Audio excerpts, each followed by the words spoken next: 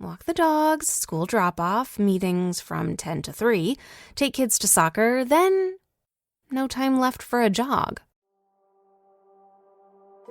When everyone else is relying on you, it's easy to put your needs last. BetterHelp connects you with a licensed therapist online, so you can show up for yourself the way you do for others. Visit BetterHelp.com/positive to get 10% off your first month. That's BetterHelp.com/positive. Are you dealing with a personal injury? Don't go it alone. Turn to the experienced team at Phillips Law Firm. Their attorneys have helped thousands of clients get the compensation they deserve. Call Phillips Law Firm now. Call 1-800-JUSTICE or visit justiceforyou.com. Hey, this is BJ. Thanks for listening to our show's podcast. If you're a fan of all things geeky, you should check out my other podcast, BJ Shea's Geek Nation. We have new episodes every day, and you can check it out at bjgeeknation.com. Your home is going into foreclosure and you feel like a financial wreck. You don't know where to turn for accurate information. I'm bankruptcy attorney Travis Gagne. Let's talk about some legal options. If we work quickly, we can propose a plan to save your home, modify the loan, or in many cases even eliminate your second mortgage. The consultation is free. I've helped hundreds of people just like you make informed decisions about whether to save their home or exit it on a reasonable, organized timeline. The chapter you choose sets the tone for the next chapter of your life. Please contact me today at choosetherightchapter.com. That's choosetherightchapter.com. 99.9 KISW, the Rock of Seattle. Boy, I was reading about this, man. This is nuts. Some pollsters found out that 90% of Zoomers, Gen Zers, are anxious about speaking on the phone. 90%. Okay. Wow. They say that an awkward call inspires as much fear as heights or crocodiles to Gen Zers. Crocodiles? Yeah. And I have a fear of heights. I do. So That's a rational fear. A lot of people have that. I guess I don't know how this happens. How is a phone call, like, how did it go from being a really cool thing that we all loved to a generation going, don't talk to me on the phone? The passing of Steve Irwin, clearly. Ah, right. The crocodile hunter. That we don't feel safe anymore. That is it. From crocodiles or phone calls. Right. He used to protect you from phone calls as well. That's a good point. I remember the show, The Phone Call Hunter. It was damn Stingray. Yeah. 1 out of 5 Gen Zers said that they would rather break up with a partner over text as opposed to calling them on the phone. Oh, yeah.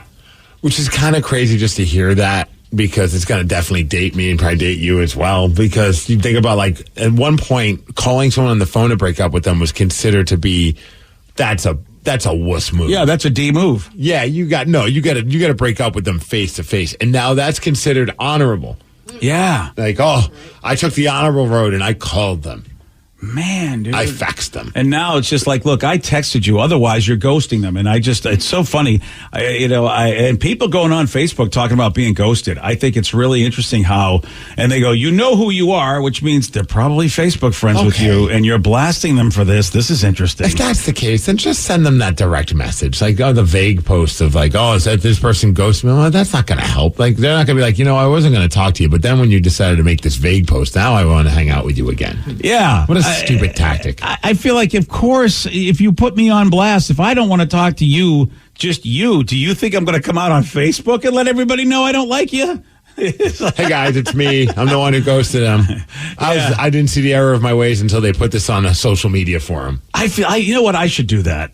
I think I should just respond to the post that way. You've given me a great idea, just to start a lot of trouble. I don't know. I feel like you're on Facebook enough as it is. I want to. So I am so sorry. You know what? I should have told you that it didn't work out.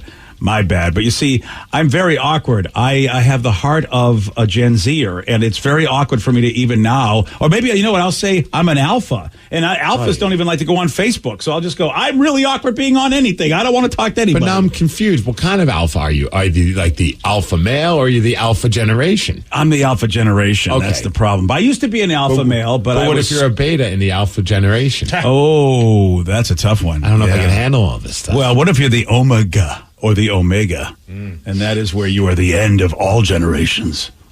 How about that? Well, that's dark. Thank you.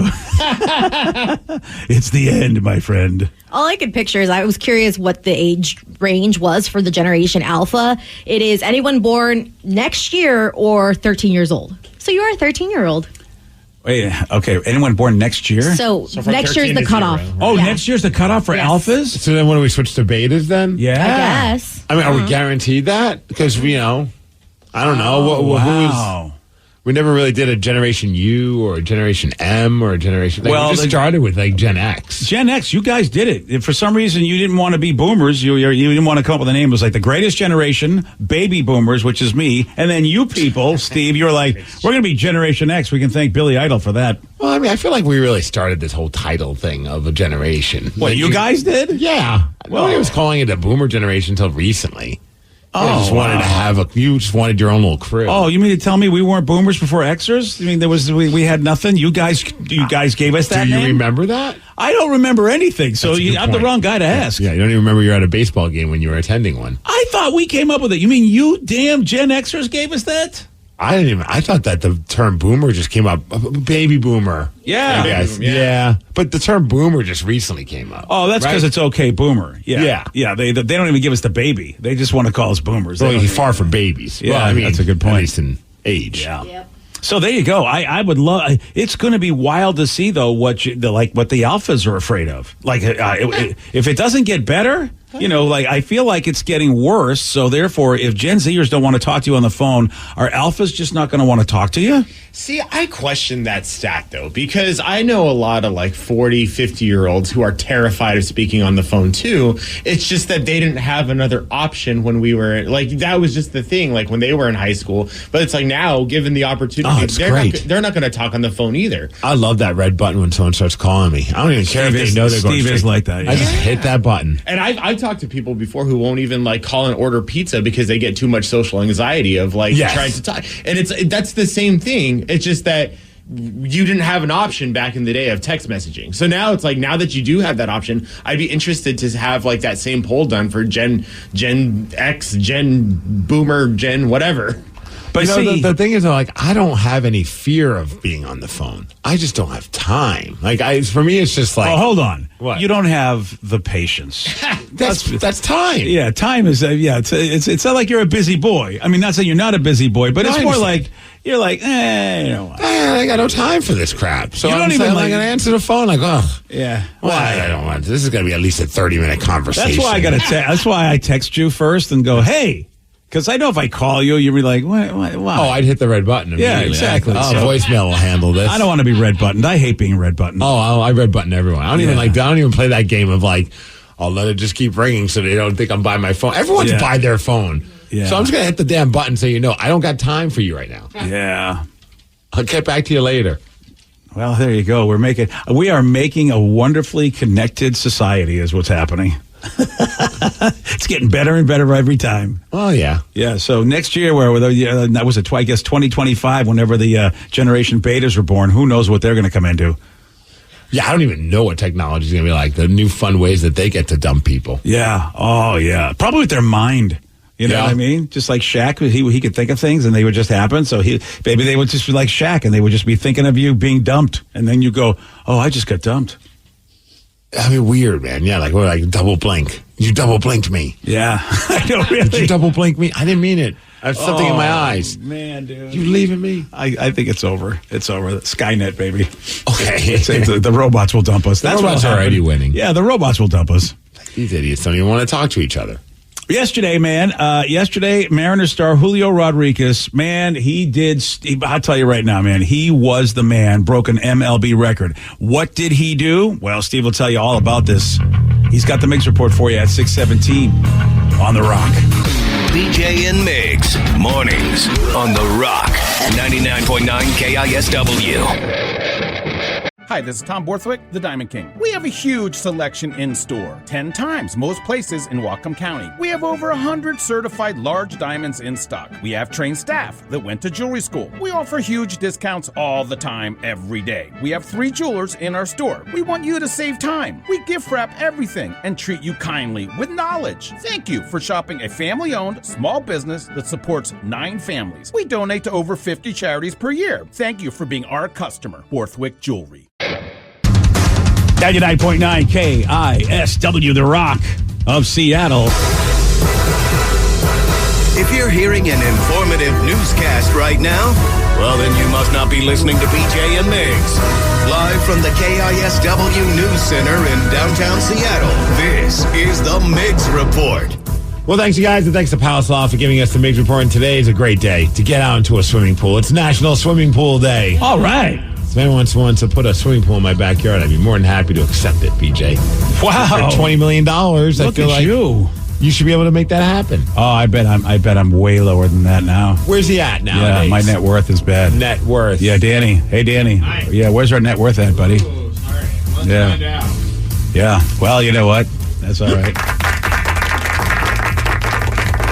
Hold on, Danny's here. Is it $20 million? No, Yeah. 6 million.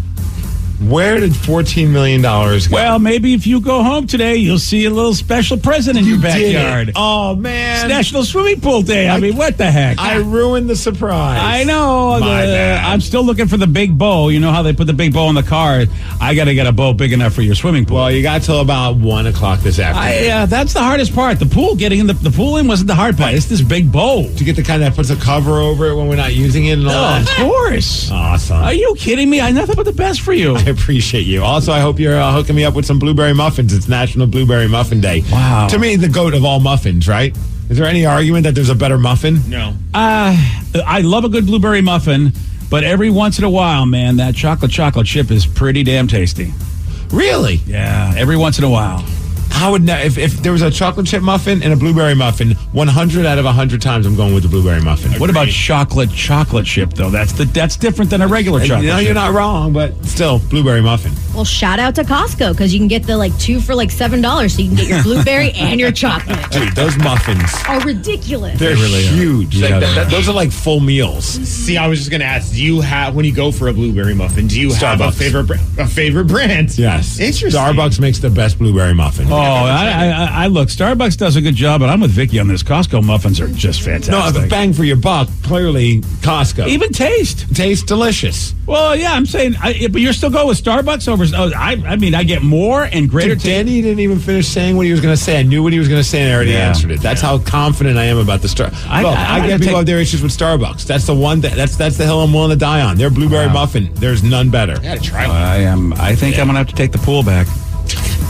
I love Costco blueberry muffins. You know what you can hook me up with, and it won't even put a dent in your wallet today, All right. BJ? And that's a Slurpee. So give me a Slurpee, BJ, because it's... Wait, that didn't sound right. Give me a Slurpee, I don't want to give you a Slurpee. BJ. I don't want to give you a Slurpee, BJ, sir. I don't want to do that. Okay. I feel like I might be done. I feel like there's a lot of things you've asked in the show. I don't know if I can continue today. You know what? The good news is Please you were do not looking at flag me. that. Yeah. You were looking at me when you said that. I was. Had you been looking to your left, you probably would be at HR right now. Oh boy. There was sometimes commas are important. Commas are very important. Punctuation, kids. Yes, well, today is 7-Eleven, July 11th. It's National Slurpee Day. So go to 7-Eleven. You get yourself a free small Slurpee. Also, you might want to check out their brand new Sprite Lemonade flavor. It's one of the 3 new flavors added for summer. The other ones are summertime citrus and hibiscus lemonade. They're trying to push those out there. So Yeah, Sprite Lemonade. Yes. That probably tastes great. so get yourself a Slurpee, BJ. Yeah, as it were. All right, let's talk about Julio Rodriguez yesterday. Who's that guy? Oh, man, let's go. Julio last night at the Home Run Derby. What a show. What a fun event. I mean, just watching everybody just crushing dingers at T-Mobile Park. The crowd was electric. Yeah. I love watching all the people in the crowd, like in the outfield, all the kids that are catching not foul balls, but pop flies because they didn't make it over the wall. That was pretty cool. That's a cool gig right there. Yeah, except for the one kid that caught one to the face. Oh, yeah. You see, I was like Vlad Guerrero Jr. hit was hoping to be a home run. He tried to catch it and just beamed him right in the face. That's not good. He's okay. Thank goodness he's okay. So I don't feel bad for laughing. I didn't Yes, laugh. well, I yeah, would never laugh at something as awful as that. No, you would never laugh that people could see you. But man, Julio Rodriguez broke a record. Now, he didn't win the home run derby, unfortunately, but he did break a record. He crushed a record 41 home runs in the first round. And man, T-Mobile Park was going nuts. So apparently, he ripped 32 home runs before his 60 seconds of bonus time. And then he was able to hit 9 more to break the record. And here's some of that audio. Yeah, that's a souvenir. That's a souvenir. Guys, What a show! Got about one more after this. Got to do it quick, and he won't do it. He'll stop at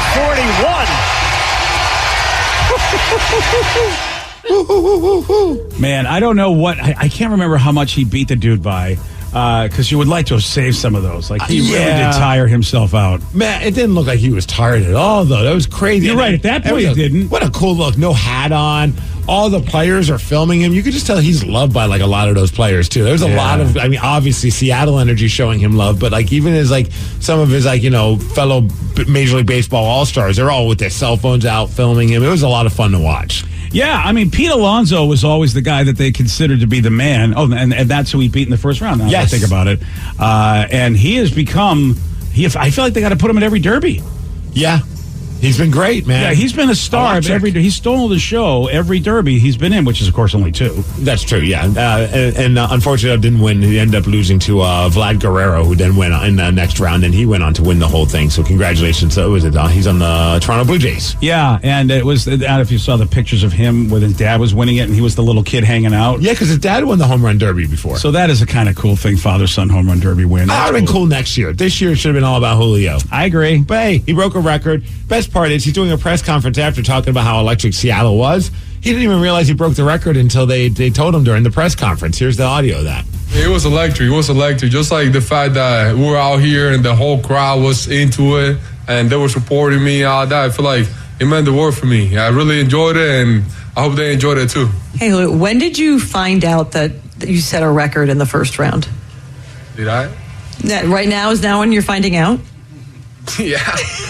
How do you feel? You set a record for the most home runs in a single round in the Derby. That's pretty good. I'll take it. I'll take it. I love him. You know what, man? Every time she's probably asked that question, hoping one day maybe she's the one, you know, because hey, when did you find out? How'd you feel? And I figure, like, man, you know what? That's the lottery for her too. She gets to tell him. Was that Jen Mueller? It sounded like Jen Mueller. It did sound like her. That was awesome, though, man. The look on his face, he just looked like he was just like, what? Wait a second, I broke a record? And if you're watching that on TV, I mean, Julio was the star because he was in the T-Mobile commercials, too. I don't know if you saw that. I didn't see that. Oh, dude, yeah, man. He's like the T-Mobile British guy that's in there is, you know, just going, hello, Julio Gonzalez. And every time he just calls him, he's calling him by his name the entire time.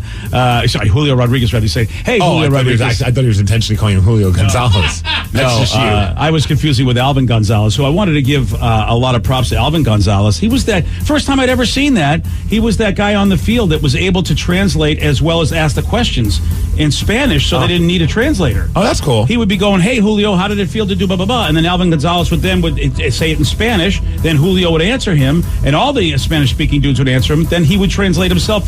He would turn around and look at us and translate it himself. Then how the hell did we just hear audio? Julio just talking about...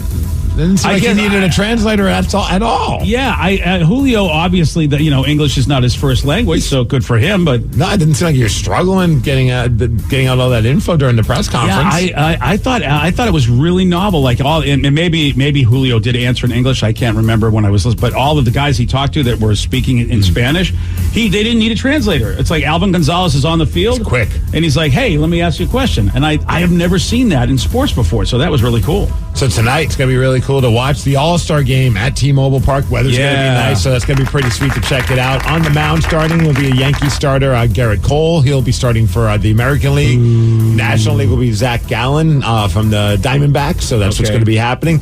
Hey, good news. At least the game starts at 5. If you're not able to watch right at 5, none of the Mariner players are starting. So at least you don't have to worry about that. Yeah, that's a good point. But we will eventually see Julio Rodriguez in there, also Luis Castillo, and George Kirby. Those are the guys for the Mariners that are going to be part of this All-Star game. So it'll be cool if the place is going to go bonkers when any of those players make it out onto the field. Yeah, I'm really happy we got 3 Mariners out there. And when it comes to pitching, that's awesome because you're out there for that's a pivotal part of the game, and the AL has got a really good lead over the last couple decades over the NL. Maybe it should have been 4 Mariners in the All-Star game because, hey, congratulations, Logan Gilbert named American League Player of the Week this week for his performance. Yeah. That was pretty awesome. Yeah, that's all. I'll tell you what, Walter's doing it. That's right. His nickname is Walter. I know. That's like his alter ego when he's a badass pitcher or exactly. something like that. So, right? yeah, got to love Walter making the player of the week. Hey, it's fun. And you can watch the game on Fox. Starts at 5 o'clock, but of course, there's going to be a bunch of festivities prior. I do have to really quick just give a nod to Major League Baseball's website with all the Seattle puns for their story about the All-Star game. I don't know if you caught it. Oh, I didn't. I haven't seen the website. Oh, gosh. It says, the Space Needle can take a much-deserved break. Major League Baseball stars will be the ones illuminating the Emerald City tonight. Oh. When the 2023 All-Star Game takes place at T-Mobile Park, the atmosphere will be perkier than a cup of Seattle brewed coffee. Oh, I see what they did. The cheers will be louder than a grunge concert. Okay, then. And the athletic feats will be even more impressive than a Pike Place Market fish toss. There it is. Weather today is going to be a high of 76 degrees. It's going to be sunny. Beautiful day for a ball game. It's going to be awesome out over at T-Mobile Park. So have fun if you're making it out there. Snoqualmie Casino, thank you for giving us the Migs report, and that's what's up. I'll tell you this, man. It's pretty cool because baseball brings all their celebrities. That's the one thing they've been doing. Everybody is here. Yeah, A-Rod was down at the fish market, and I think Jeter was too. I tell you right now, and of course, Marshawn, dude, I think stole the show coming out with that. What a trophy, whatever necklace thing that they give to the winner of the home run derby that Marshawn was sporting. It was like that. What is that? Like that compass, kind of the Mariners. Yeah, what the hell is that thing? It was like a Flavor Flav version of the Mariners compass. Yeah, it's blinged out, and then the actual trophy too is pretty sweet as well. Oh yeah, that's and Marshawn was just Marshawn. Every time he comes out, he's just the man. I just love that there's a picture of him with Ken Griffey Jr. and Marshawn's wearing a shirt of Ken Griffey Jr.'s face. That is awesome. That's amazing. That is so awesome. Oh my god. Yeah. The only thing that made it better if Ken Griffey Jr. was wearing his hat backwards. Yeah, that would have been it. Yeah. Instead, Marshawn was wearing the hat backwards. Oh, and they're both rocking number 24 because they were both 24 for their respective teams. So Lynch has got 24 with Lynch on the back, but it's a Mariners jersey, and of course Griffey was iconic. How sweet is that? I want that Marshawn Lynch 24 Mariners jersey. Actually, that's a sweet looking jersey. I kind of want to get that. I don't know if it's available. I'd get that. I could link you to some websites that can make it for you. Yeah, you could. You really, really, really could. Yeah, it was a lot of fun seeing everything, and it's cool, man. I mean, I heard that like a lot of people more people show up to the weekend like that from out of town that can even fit in T-Mobile Park.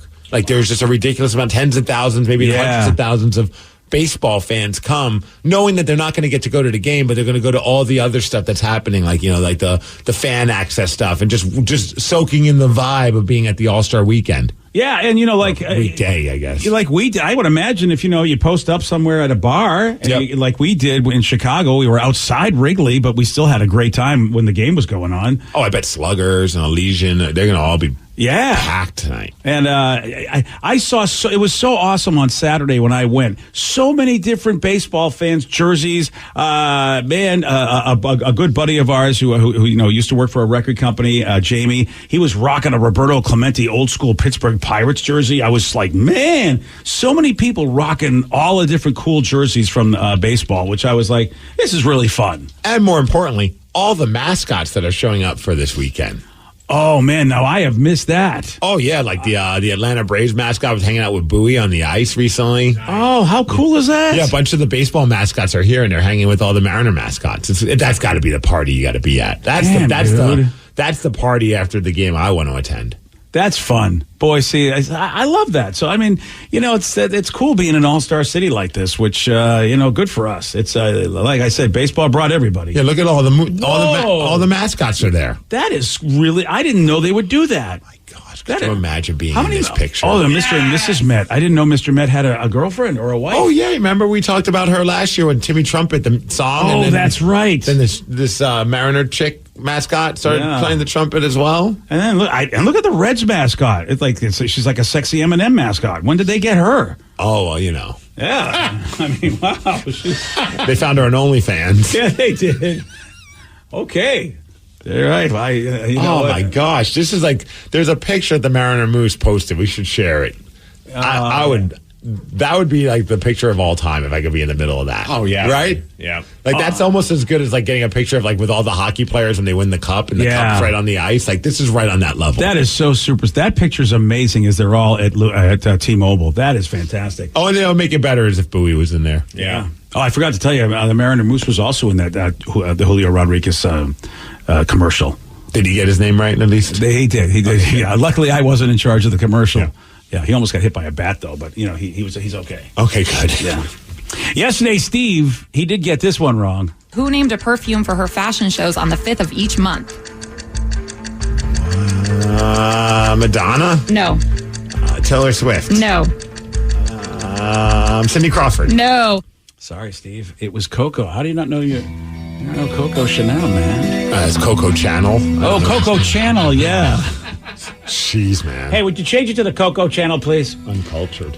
You want a shot at beating Steve? You got it. 206-803-ROCK. We're playing Beat Migs at 647 on The Rock. Today's podcast is brought to you by bankruptcy attorney Travis Gagne, who's ready to answer your questions about bankruptcy. Travis, is it true that if you filed for bankruptcy once, you can't file again? Even if you filed bankruptcy before, you can almost certainly file bankruptcy again.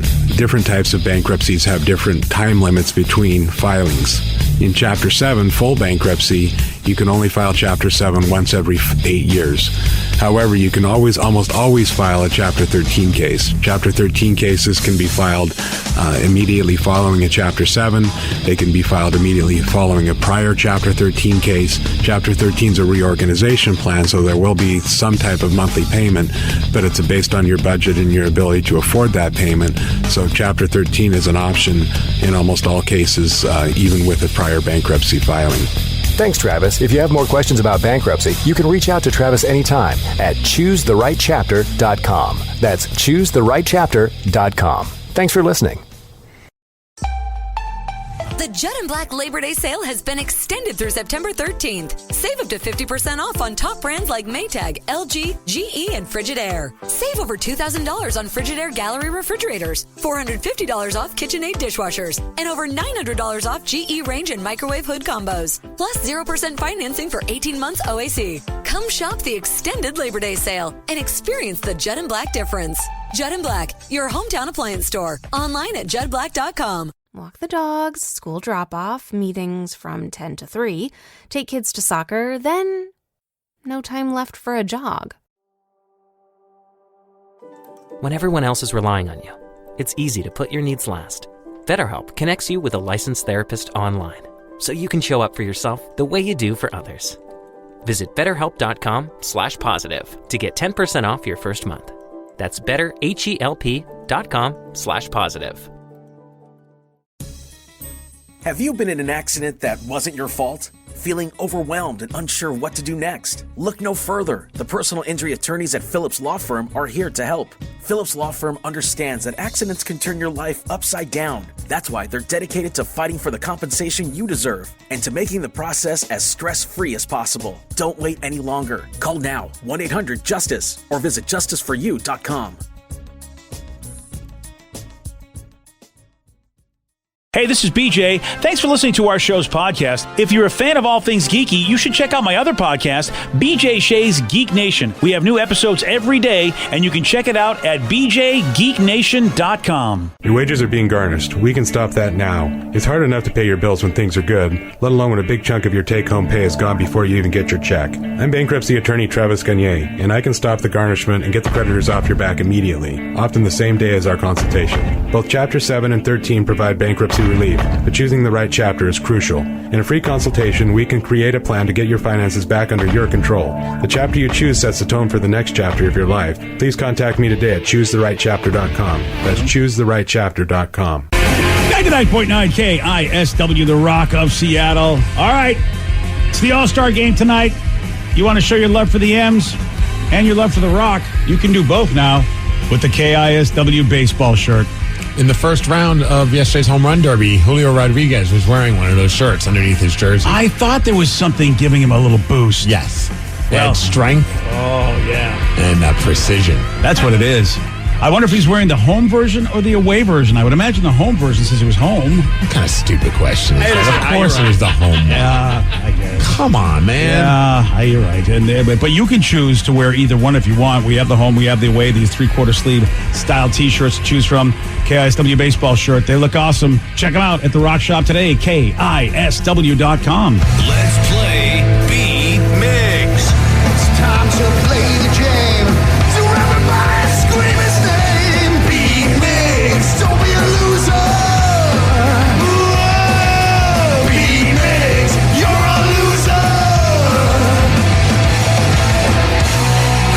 ready to be Migs. Hey. I know Jess from Tacoma is. Jess, are you there? I'm here. Good morning. Good morning. morning. All right, Steve, now get out. Goodbye. For those playing at home, Jess has 60 seconds to answer 10 questions. You can pass all you want, but you will only get 3 guesses per question. Are you ready?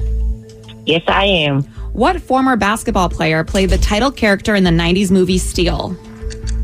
Michael Jordan? No. Kobe Bryant? No. Shaquille O'Neal? Yes. The Ghirardelli Chocolate Company was founded in which city? Darn, pass. What vitamin is known best to help with your vision? E. No. Or vitamin D? No. Vitamin A? Yes. Who played White Goodman in the comedy Dodgeball? The guy from Napoleon Dynamite. I don't know his name. I think that's pass. What is a dog's most highly developed sense? Sense of smell. Yes. Mickey Mantle played his entire 18 career with what MLB team? The Yankees? Yes. What color sweater does Velma typically wear in Scooby-Doo? Yellow. No. Purple. No. Yellow? No. Wait, did I say that one already? My bad. Oh, boy. You did, Jess, but you got 4 correct. Hey, 4 is a number. You know, at first I thought she was doing really good, and then I was kind of on the fence. Yeah, now I think you. You did say yellow twice, though, and it is not that color. That's the highlight of the day. I think if I say that the second time, Sarah will say yes. I'll say it one more time. She'll say yes. Who knows? I like the effort. Steve, are you ready? Let's go, Mariners! Julio. Oh, Julio. Setting records. What former basketball player played the title character in the 90s movie Steel? Shaquille O'Neal. Yes. That's right. The Ghirardelli Chocolate Company was founded in what city? I'm going to go Seattle. No. Portland. No. Tacoma. No. What vitamin is known best to help with your vision? Vitamin A. Yes. Who played White Goodman in the comedy Dodgeball? That would be Ben Stiller. Yes. What is a dog's most highly developed sense? Smell. Yes. Mickey Mantle played his entire 18-year career with what MLB? New York Yankees. Yes. What color sweater does Velma typically wear in Scooby-Doo? Orange. Yes. Which ocean is the saltiest in the world? Wow. I don't know. The Atlantic? Yes, you do know. Beginning with S, what is the real first name of Carrot Top? Steve. No. Stan. No. Sam. No. How many weapons are in a standard game of Clue? 5. No. 6. Yes. 1, 2, 3, 4, 5, 6. And with the card, you got 8 correct. 8-4. Oh, yeah. Sorry, Jess. Hey, no, that was an awesome game. And hopefully next time I'll do better. Hopefully. Yeah, and you're always welcome to, just give the same answer twice. Why not? I say go for it. What she gave the same answer twice on? Yeah. Velma's sweater color. Yeah. She said yellow twice. Well, sometimes you got to stand by your conviction. Yeah, maybe she really thought. I mean, it's kind of close to orange, so. I got 8 right. Kiss All my right. ass, I am. Wow. All right. I'm like Julio in the first round, baby. He's on fire. Well, you have another round coming up. Ah, damn it. Yeah, so you don't want to be Julio in the second round. Yeah. No, that's why. Focus on the first round. All right. The Ghirardelli Chocolate Company was founded in which city? Oh, everybody knows this. San Francisco? Yes. What's wrong with that? I didn't know it. Steve and Jess both didn't know it. Dude, that's where everybody goes. They go to the Ghirardelli in San Francisco. It's right by the wharf, isn't it? Yeah. Yeah. I've been to San Francisco a couple times. Never once have I thought about going to the Ghirardelli Chocolate Factory. Did you go to the Ghirardelli San Francisco Chocolate Factory in Disneyland? I didn't even know this was a thing. Yeah, California Adventure. They have a whole thing where Come they on, do ice Steve. cream and chocolate. They give you Wow. free chocolate when you walk in. You totally failed in San Francisco. I clearly did, yeah. Wow. And Didn't even know this was a thing. Oh, it's so good. Every time I go to San Francisco, you got to stop by. It's Well, I mean, I like their chocolate. I know there's no hate on their chocolate. I didn't know that there was so iconic for a city. It's very iconic. Bunch of judgmental people. Yeah, I mean, unbelievable. Absolutely. Wow. You go to San Francisco and don't go to Ghirardelli? The hell's Who wrong are with you? I guess I haven't been living. Does anyone know Carrot Top's real first name? Sean. No. Oh, I guess I Saul. don't. Saul. Scott. Scott. Okay, at least we had the S's right. Well, yeah, because I said beginning with S. Yeah. Yeah, see? Jeez. That's why I knew. I knew we had the S's right. Peter. Yeah. Jimmy Jam. Congratulations, Steve. Yeah, Thank you. You know what? We're on fire today. Big win. Yeah, big win for you and not for me, actually. Oh, well. Hey, I don't know if you guys know that earlier this morning we were talking about how Zoomers just don't like to talk on the phone. There was a poll saying that 90% of them are just like awkward and like it's a fear of heights or a fear of crocodiles for them.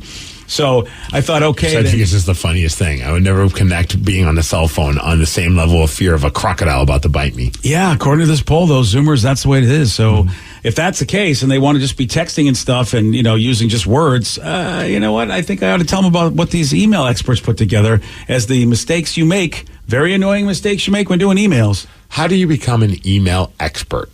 Oh, well, you're talking to the right guy. Okay. Yeah. You're definitely not an email expert. What are you talking You're about? like an email novice. Yeah. What? The guy who checks his email like 17 days later and is like, guys, did you see the news? Or responds to something like congratulations. And it's like, that person already quit the company. Yeah. I mean, but that's nice that you congratulated them on their promotion 4 months ago. All right, granted, with company email, I'm a little, behind the times. But then again, it is company email. You've also replied all the people when you weren't supposed to include them on the email. Well, I really like people to feel involved. Oh, that's nice. I'm very inclusive. Let's not even go with the spell check issues. Oh, well. You do voice to text. Yeah, there is that. Calling people by their wrong name. Yeah. Hey, Jimmy Jam. I think, is there something before novice? Yeah. Like way beginner? Right, Noob. like preemie. BJ? Yeah, noob. You're an email preemie. Well, then this other email expert put together this list of the most annoying email mistakes people still make. And pretty much I think you guys have listed them all, blaming me. Thank you. You're welcome.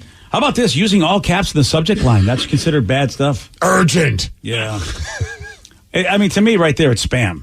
I almost just don't even look at it because I feel like a lot of spammers do that. I am guilty of sometimes just out of pure laziness, and I only do it with you guys because I know I can, like, you guys aren't, it's like no judgment in a sense, or if judgment, I don't care. Because it's like early in the morning, I'm trying to get up a bunch of information to everybody, and I don't realize the caps lock is on. Yeah. And I was like, I just wrote basically a paragraph. And yeah, I could copy and paste in a word and change the thing, but I'm like, I don't got time for that right now. No. So I just end it with sorry caps lock and I just send it off. It's really fun to read. It's like, it makes me feel like you're insane. Yes, because it's like all caps and then like mid-word I go into lowercase. Yeah, it's like, oh, he went to another personality. And then it just goes, sorry, caps lock. Yeah. I don't even have the time to write sorry. I left it in caps lock. So that's one thing you shouldn't do. That's an email mistake if you're an email person, which I don't even know if people, I guess we all still use email, but I don't know how many people still do. I think everybody still uses it. They still do? Because I get some people like to pretend like they don't. And they shame me because I'm the old guy. Oh, you're still using email? Well, what the hell are they doing? Oh, well, they're not using email, apparently. They're all Discord people or whatever. I don't know what the hell they're doing. How about using vague subject lines like hi or question? Again, I feel like that's just spam. That doesn't bug me. Like sometimes I'll get a message that just says favor. And I'm like, okay, I understand that what we're about to go into now. See, and that the question, the vague one bugs me on text message because it's usually just like one word, question, and then you're like, what? Right. Whereas like an email, you just have to click on it and you get into it. Like, yeah. You know what I mean? Yeah, I'll get like an email that says meeting. Yeah. And I'm like, okay, now I get the information in the actual subject, right. In the actual text of it all. Right. But I'm with you on a text. If you just write me, go, hey, I have a question. Yeah. I'm like, okay, you could have just asked the question. Yeah. So true. Like it's a text. Like I'll get to it when I get to it. You don't need to set it up, buddy. How about this?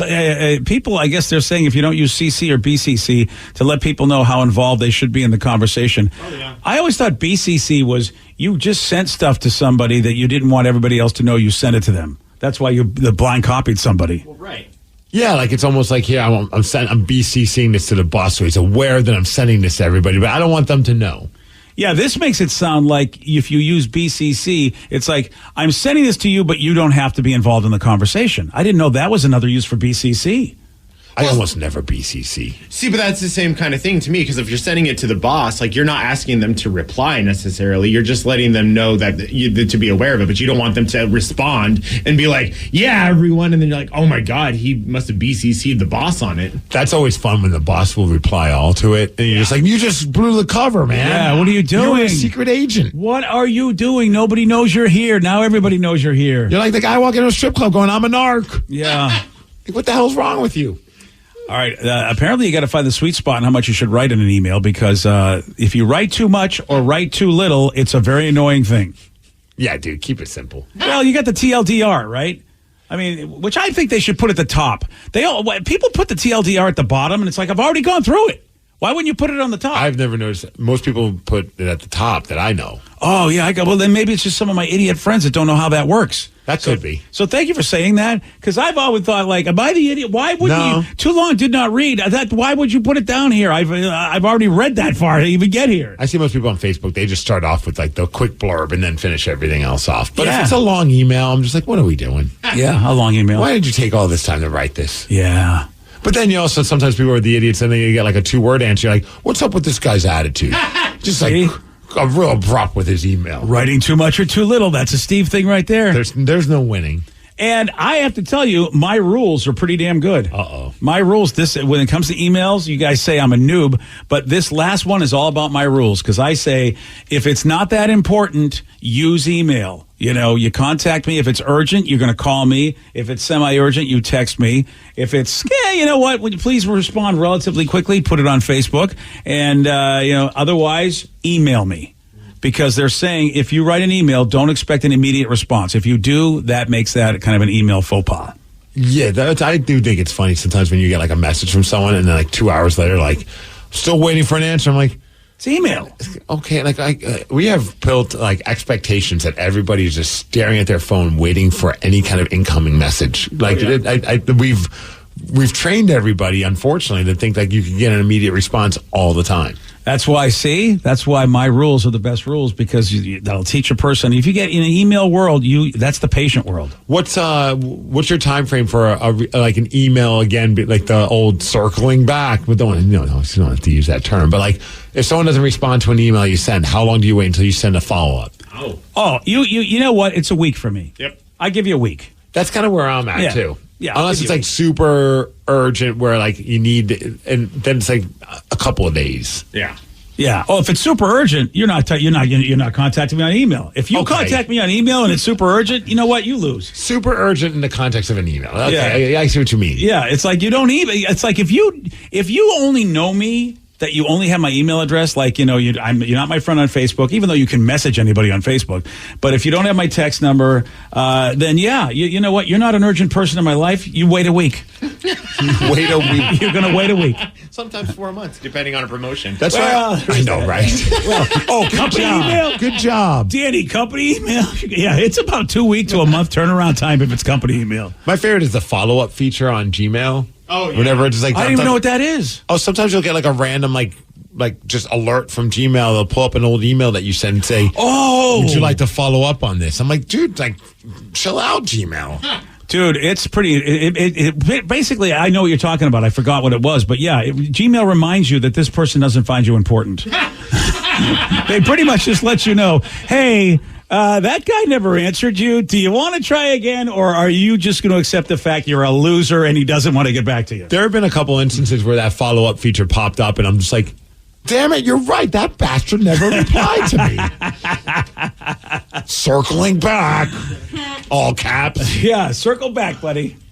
Hey, by the way, if you have a relationship problem, send it by email. We'll get back to you. No, we're better than that. You know what? Because Steve is looking at the text line. Are we? No. Well, sometimes we've waited a few days. Sorry, buddy. You got a problem at work or anything else where you need advice? It doesn't matter how random you think it is. We are here for you. Call us or text us now, 206-803-ROCK. It's Help Wanted. We're going to do that at 717 on The Rock. BJ and Migs, mornings on The Rock, 99.9 KISW. Hi, this is Tom Borthwick, the Diamond King. We have a huge selection in store, 10 times most places in Whatcom County. We have over 100 certified large diamonds in stock. We have trained staff that went to jewelry school. We offer huge discounts all the time, every day. We have 3 jewelers in our store. We want you to save time. We gift wrap everything and treat you kindly with knowledge. Thank you for shopping a family-owned small business that supports 9 families. We donate to over 50 charities per year. Thank you for being our customer, Borthwick Jewelry. Is your relationship going sideways? Have a family issue? Problems with your coworker? Do you need advice? We're here to help. No problem. problem is too dumb. No dilemma is too silly. This is Help Wanted with BJ and Migs. 99.9 KISW, the Rock of Seattle. Help Wanted, where we've been getting calls for years, texts, messages from rockaholics wanting our advice on whatever problems they're having. So we thought, hey, we should do a whole segment on this. So if you got a relationship problem, maybe something going on at work, or anything else in your life, doesn't matter how dumb you think it is, we are here for you. Call us, text us, 206-803-ROCK.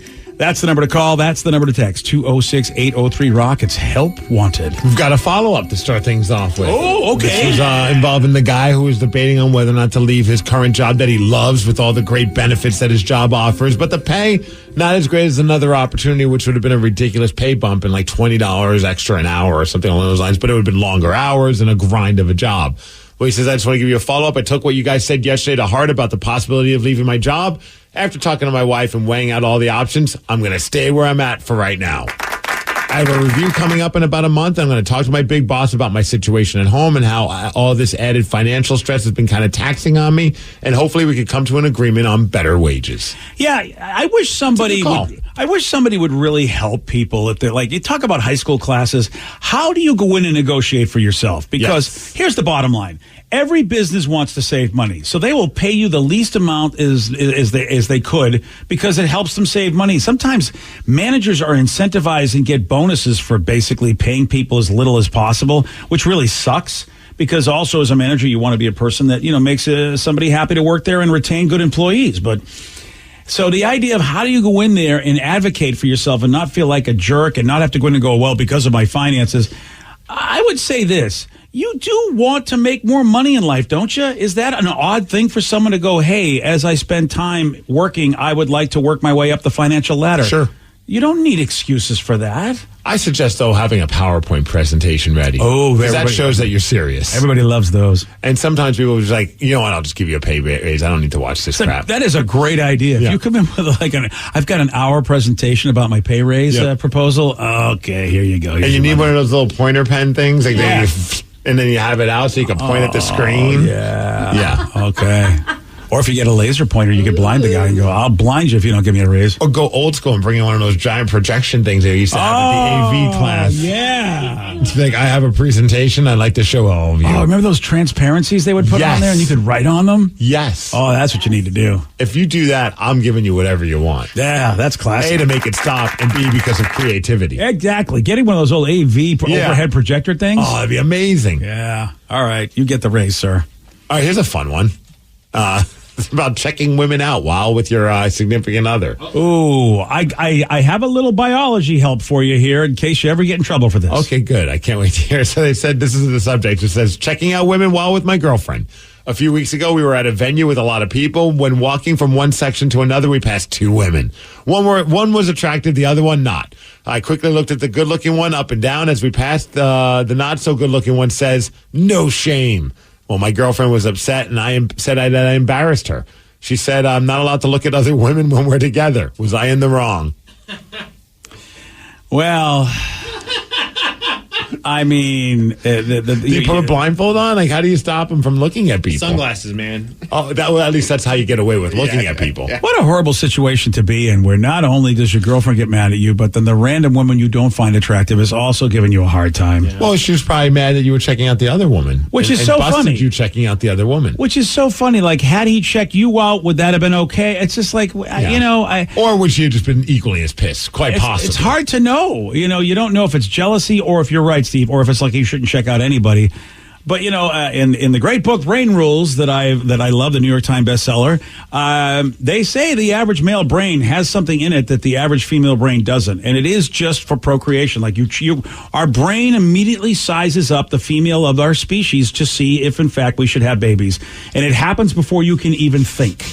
It's a very, very frustrating thing to know that this part of some part of your frontal lobe or whatever. Why do you got to say that? Because today I'm going to be at the gym and I'm going to be like working out and like, no, I wouldn't have babies with her. Oh, I'd have babies with her. Like that seems like a weird thing to be thinking about. Well, that's the whole part of what it is. I've never thought that really though. Well, you don't think it like I want to have babies, but it's what your brain is doing. Like you're sizing women up, and you don't know why, but it's all part of that procreation thing. Is what he's. Well, at some point, my brain should be like, look, you're just sizing her up to see if you want to have sex with her. Because we want to have sex with them to make babies. I don't want to make babies with everybody. I know we don't want to make babies. That's a lot of babies, BJ. But one's very expensive. I get that. But that's what I'm saying is that, it's not just a pleasure thing. It's also part of procreate. It's just like, why do dogs just do what they do? Like dogs, why do they all of a sudden see another dog and go, it's time? Because they're supposed to in order to keep the species going. We're the same thing. We're like lizard creatures, man. I just have conditioned myself to not look at any. Yeah, you can do that. Yeah, I just don't even think. And it's so funny because my wife will laugh at times because we'll be walking somewhere, or even having when we're on the beach. She's like, "Did you see her outfit?" And I was like, "No. What was that?" And she's just like, "You didn't see it?" And then she tells me, and I'm like, "I kind of wish I would have seen that outfit. That sounds incredible." But I was like, "I'm glad I didn't because it would have been." My wife By the way, you passed the test. Well, also my wife doesn't care, I think, because she'll just be like... Well, you always say no. Of course, she's probably very happy that you always go, I didn't see anything. But it would be funny if I was just like, hell yeah, I saw it. Showing. Like, that'd be weird. You should try that to see how it... Well, you should at least try to answer yes a couple times to see if she was trying to test you or if she really doesn't care. Well, because in my mindset, I'm just like, it's not worth checking them out because, it's just a hot chick. You're going to see plenty of hot chicks. Like, why even risk... going into the doghouse because you're looking at a hot chick. All right, see, now we know. So you've done a great job.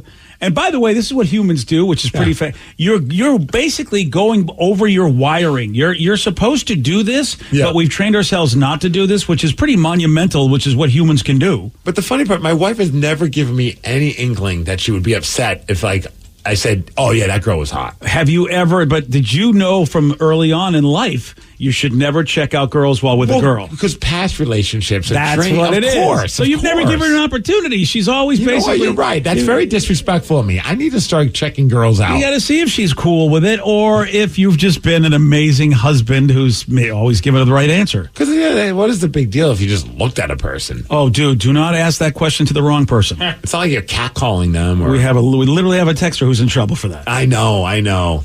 Yeah. A lot of people are saying that's like Danny even joked about sunglasses. That's your best friend. Sunglasses are my best friend. Sunglasses are your best friend until you're wearing regular glasses and you never wore regular glasses. Yeah, and you think you're wearing sunglasses and then you realize you're just staring at people and everyone can see you stare at them.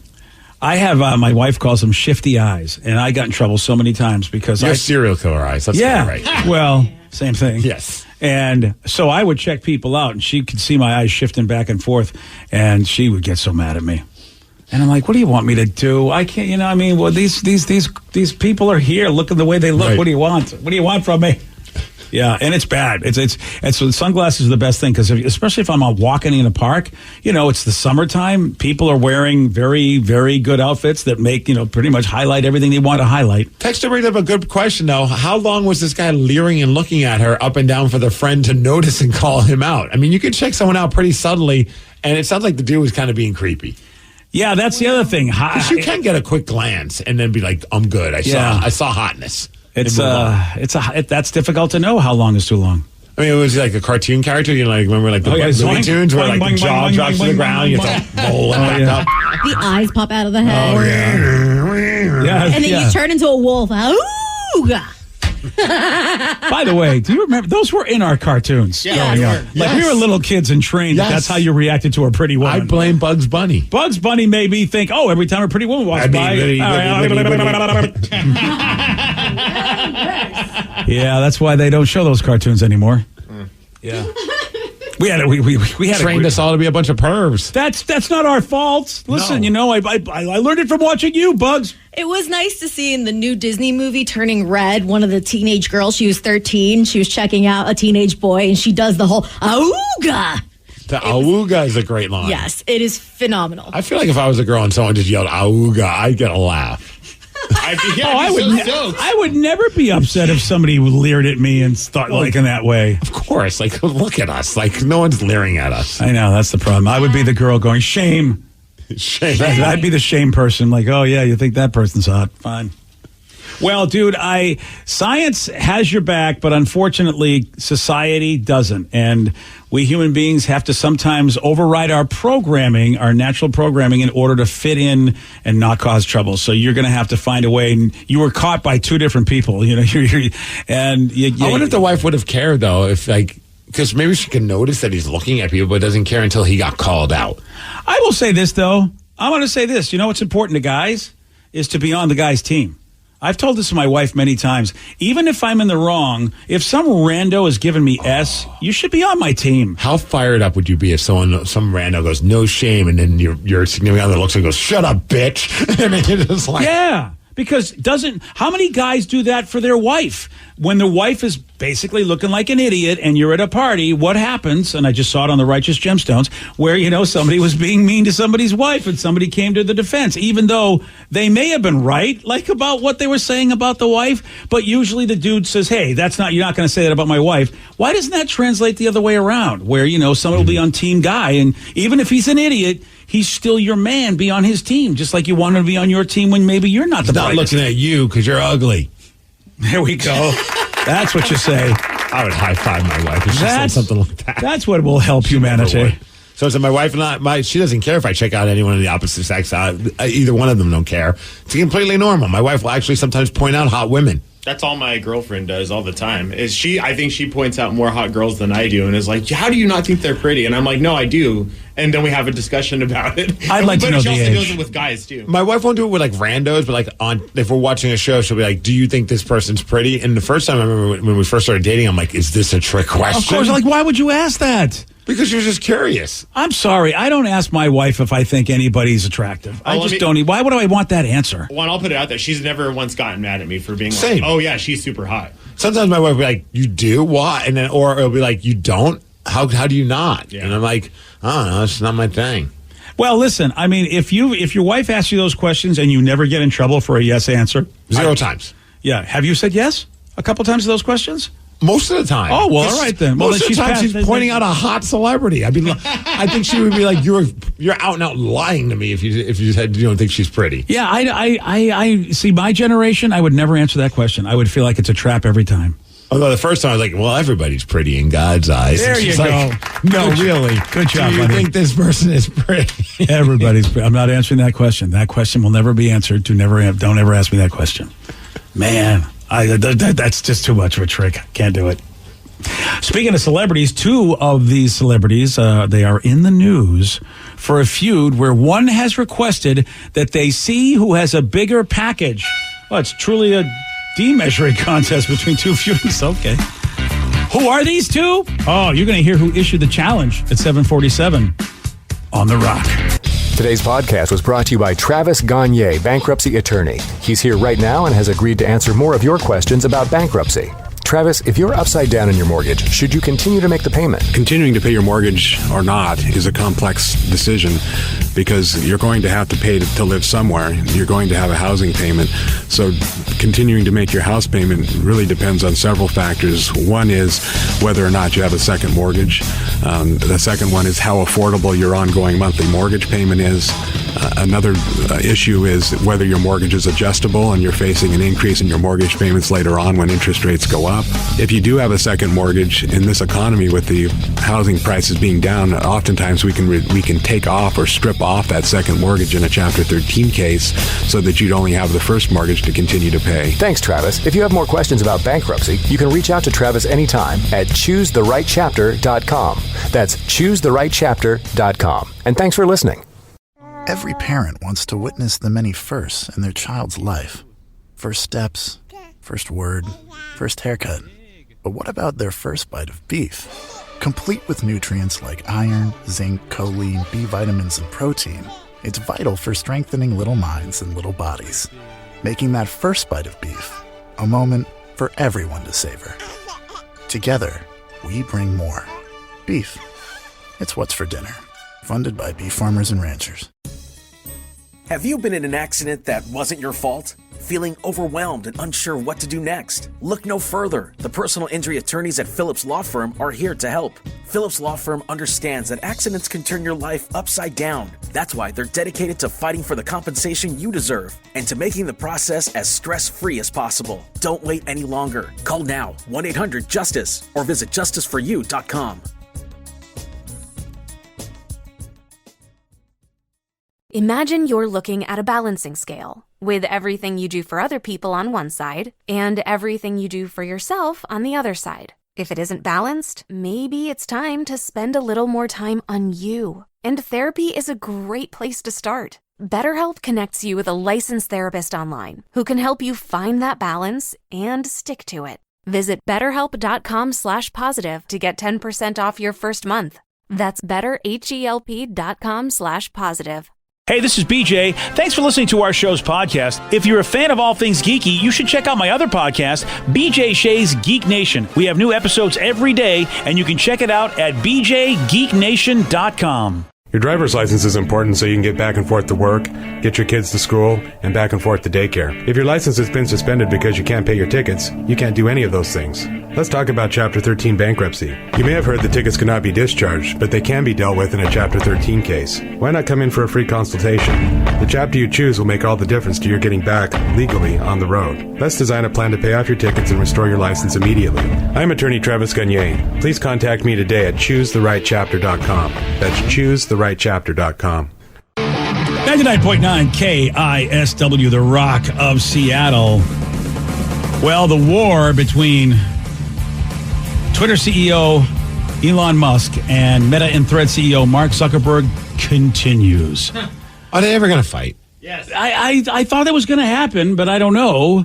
What was it? Was it Mark wants the fight to happen, and did Elon agree to it? Or I've lost track. I forget who started it, but we know that Mark is in really great shape because he does Brazilian jiu-jitsu, I think it is. Yes. And Elon, I don't know, for one time maybe chopped something with his hand or whatever. I don't know, but I feel like we thought that Elon would get killed. He watched The Karate Kid. That's No. I think he actually has a little bit of a background in some kind of form of martial arts as well. I can't remember exactly which one. But I remember that Mark recently just won some stuff. They won some tournaments, like some stuff like that, yeah. Yeah, and I don't think Elon's done much recently. And now this it's whole like riding a bicycle, BJ. Oh, is it really? Oh, Yeah. I didn't realize. Oh, okay. Yeah, I haven't. I'm not a. We just need martial Vince artist. McMahon to get involved. Yeah, and just put it on WrestleMania next year in Philadelphia, and let's just see it. Yeah, because Dana White isn't. I mean, he said he was going to get it done, but I haven't heard anything since. Well, Dana's, he's slacking. Yeah, that's what I'm saying. The WWE will make this happen. So, whether or not it's going to happen on the WWE or not, but now there's a whole different twist. Like this, it's got a little weird. There's a Twitter lawsuit against Meta over the similarities between its new Threads platform and Twitter, which is kind of funny because it is. I mean, they might as well just call it Twitter without Elon. Yeah, or Thritter if they want to. Thritter. Like, I don't know how to, it's almost like you're dating a girl and then you break up, but she has a twin sister. So then you start dating her. So it looks kind of the same, but there's still a difference in personality. Yeah, it's a little different. Things feel a little different, maybe. Yeah. But it's pretty much the same. I wasn't trying to copy our relationship. No, not at all. It's just so weird. Whenever I go on Threads, I'm like, looks just like Twitter. It's pretty much the same, except there's a couple things that are different, and I don't like it. Until I get used to it, because no one likes change. Yeah, nobody likes change. Well, you may not get the fight you want, but there is a new challenge. Yes, there is a new challenge between Elon and Zuckerberg. Well, Elon Musk is continuing his feud with Mark Zuckerberg. Quote, I propose a literal measuring contest. There we go. Yeah, with the ruler emoji and everything. I love that she needed to chime in with that. Yeah. And who did that? I'm surprised. Was it Elon, right? Elon, yeah. Yeah, of course it was Elon. Well, dude, I have to tell you something. He's the heel in this. He is the heel in this. And I love it. And Zuckerberg look, let's not talk about literal, but when it comes to tech PP measuring contests, Zuckerberg is kicking his ass. He's kicking everybody's ass. I don't know if you guys heard this, but They are the fastest growing social thing, whatever, to hit 100 million subscribers in under 5 days. That is, it took Twitter months, I think, to do that. It doesn't hurt that, you're basically just going through your Instagram, which already has a little bit of a fan base. That helps. And then it's a super easy way to get all set up for Threads is through the Instagram. Yeah. Threads is way better than Twitter, so. I know you love it. Yeah. I do. And I just double down every time everyone's like, it's the exact same thing. I'm like, I know it is, but I'm going to just like Threads a lot more than I like Twitter. I respect the troll. Thank you. Yeah, absolutely. Thank you. And honestly, I've been on it a couple times, and it's just like old dog, new tricks kind of a thing. Oh, yeah. You know what I mean? It's just like I've just been so used to doing Twitter that it's just like, okay, I got to like figure out this new thing, and I really don't want to, but I know. Yeah. I have a feeling that this one's actually going to be one that sticks around just because of the Instagram and the Mark Zuckerberg's behind it. So I think of all these hives and whatever other insert Clubhouse or whatever these social media trends that kind of come and go. This one I think might stick around for more than a minute. Yeah, I was mistaken. I said months. It actually took Twitter 5 years to get to 100 million. Twitter was like a slow. I remember knowing people that were on it, and I'm like, "What are you doing on that?" And nobody was on it, and then it slowly just kept building and building. Yeah, I do remember that. I read Will Wheaton was the guy that was one of the kings of Twitter way back in the day before anybody cared. And you're right. Nobody was using it except Will Wheaton and a lot of girls. A lot of dudes were not like, they didn't feel like Twitter should be something a part of their time. I remember that doing radio for men, and that was always, it came up. It's like, yeah, I know Twitter's out there, but I don't think a lot of dudes care, so why do I care? Right. And now everybody cares. A lot of guys use it. Really, it's just like a place to get up to the minute sports reports. Yeah. You know what I mean? Like, that's what I kind of love about it. It's just like there's certain things that I'm like, oh, I get like real-time information. So if you've got 100 million people signed up for Threads in such a short amount of time, which it took Twitter 5 years to do it, ChatGPT took a couple of months before they got 100 million. I still haven't been invited into the ChatGPT. Yeah, I think they want a certain kind of person. Yeah, I did the whole thing where it says sign, get an email when we'll let you in. They never let me in. They may have asked for recommendations. They let Danny in. Well, I was not. They didn't ask me about Danny before that happened. Oh. Or maybe Danny ruined it for the rest of us. I think, you know what? I haven't been brought in either. Yeah. So Danny's probably giving us bad rec. I was needing some advice on what to name my mom's. My mom's doing a soap company, and I looked up, hey, give me a random AI. Apparently, Google has their own AI now that they're experimenting with. Yeah, that's true. They were talking. Everyone's been like fast tracking it ever since ChatGPT, because they were working on it. And they weren't ready to put it out, and then GPT was kind of like, Google's like, okay, let's just throw it out there. I mean, it worked. It helped me figure out some stuff. It's called Bard. So Lard? Bard. Oh, I guess because B-A-R-D. Isn't soap kind of made out of human lard or some kind of lard? Cow lard? Wait, is this the name that they gave you? No. That's what Google's AI experiment is called. Oh, I thought they were naming your mom soap Bard. Oh, me too, actually. That's actually a great name. Yeah, Bard is actually not bad. Well, now it's already taken. Yeah. I'll ask, because that's the only reason now I use Snapchat is for the AI, because I'm like, okay, I get a free AI thing, and it's easy to work with. Okay, so what's a good name for a soap company? Yes. All right, I'm going to ask him. Okay, go ahead. How about Sudsy Sensations? Oh, you remember we learned that we had a seminar that talked us with alliteration's a big thing. It makes things people remember them. Sudsy Sensations. With my mom's accent, I'm wondering if she can pronounce it. Well, you know what? She's going to have to. Sudsy Sensation. Yeah. Well, I think she'd have a hard time. You have to be your spokesperson. Fair That's enough. all. Or just go with Sudsy Sensations. It sounds more exotic. It's right? Like, oh yeah. Okay. I'm digging it. That. What kind of soap is that? Oh, it's Sudsy Sensations. Sudsy Sensations. So your mom's going into the soap business. She really is just doing it as a hobby, and she's like, well, maybe I could sell some of it. So I'm going to be selling some of it at my craft That's fairs. the thing. You're out there shilling anyway. She's like, yeah, throw this out there but too. If you guys want some soap, she's like having fun with it. Honey, oatmeal, whatever. I'll take a demo. She have demo packs. Oh yeah. I'll try it. I'll try anything. I'll take anything. I mean, I have to use soap, right? So if I get free soap, why not? You don't use soap. You don't need to use soap. Oh, I don't need soap? Yeah. All right. Just roll around the mud. So she does like certain specific sensations. Sense. Yeah.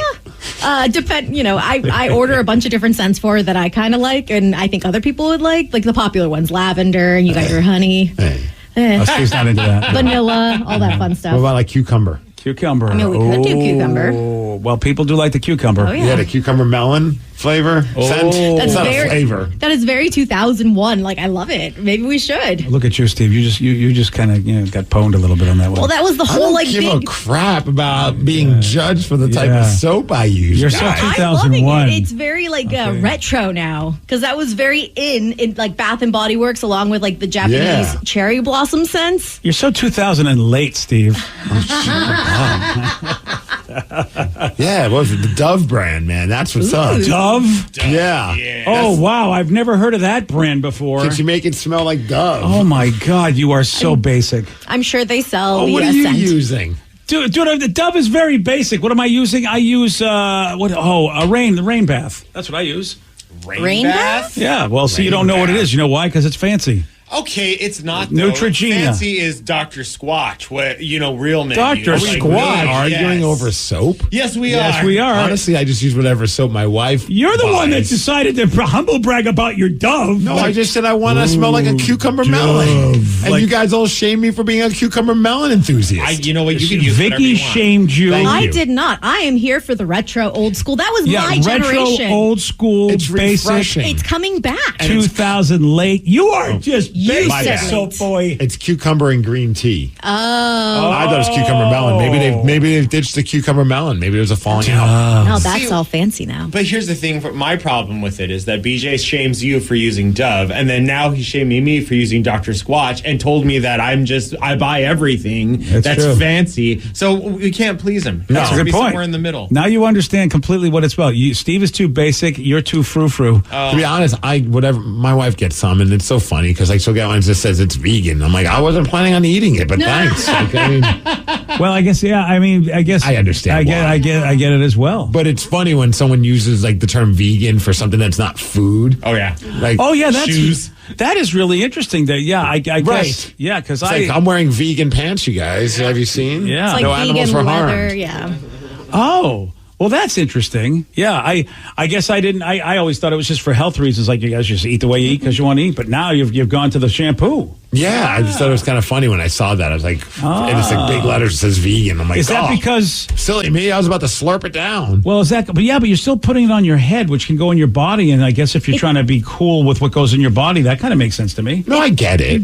It's also a lot of animal rights things. Like I had a friend who was an animal rights vegan, and so I had a beeswax lip balm, and she wouldn't use it because it had honey and beeswax. Yeah, I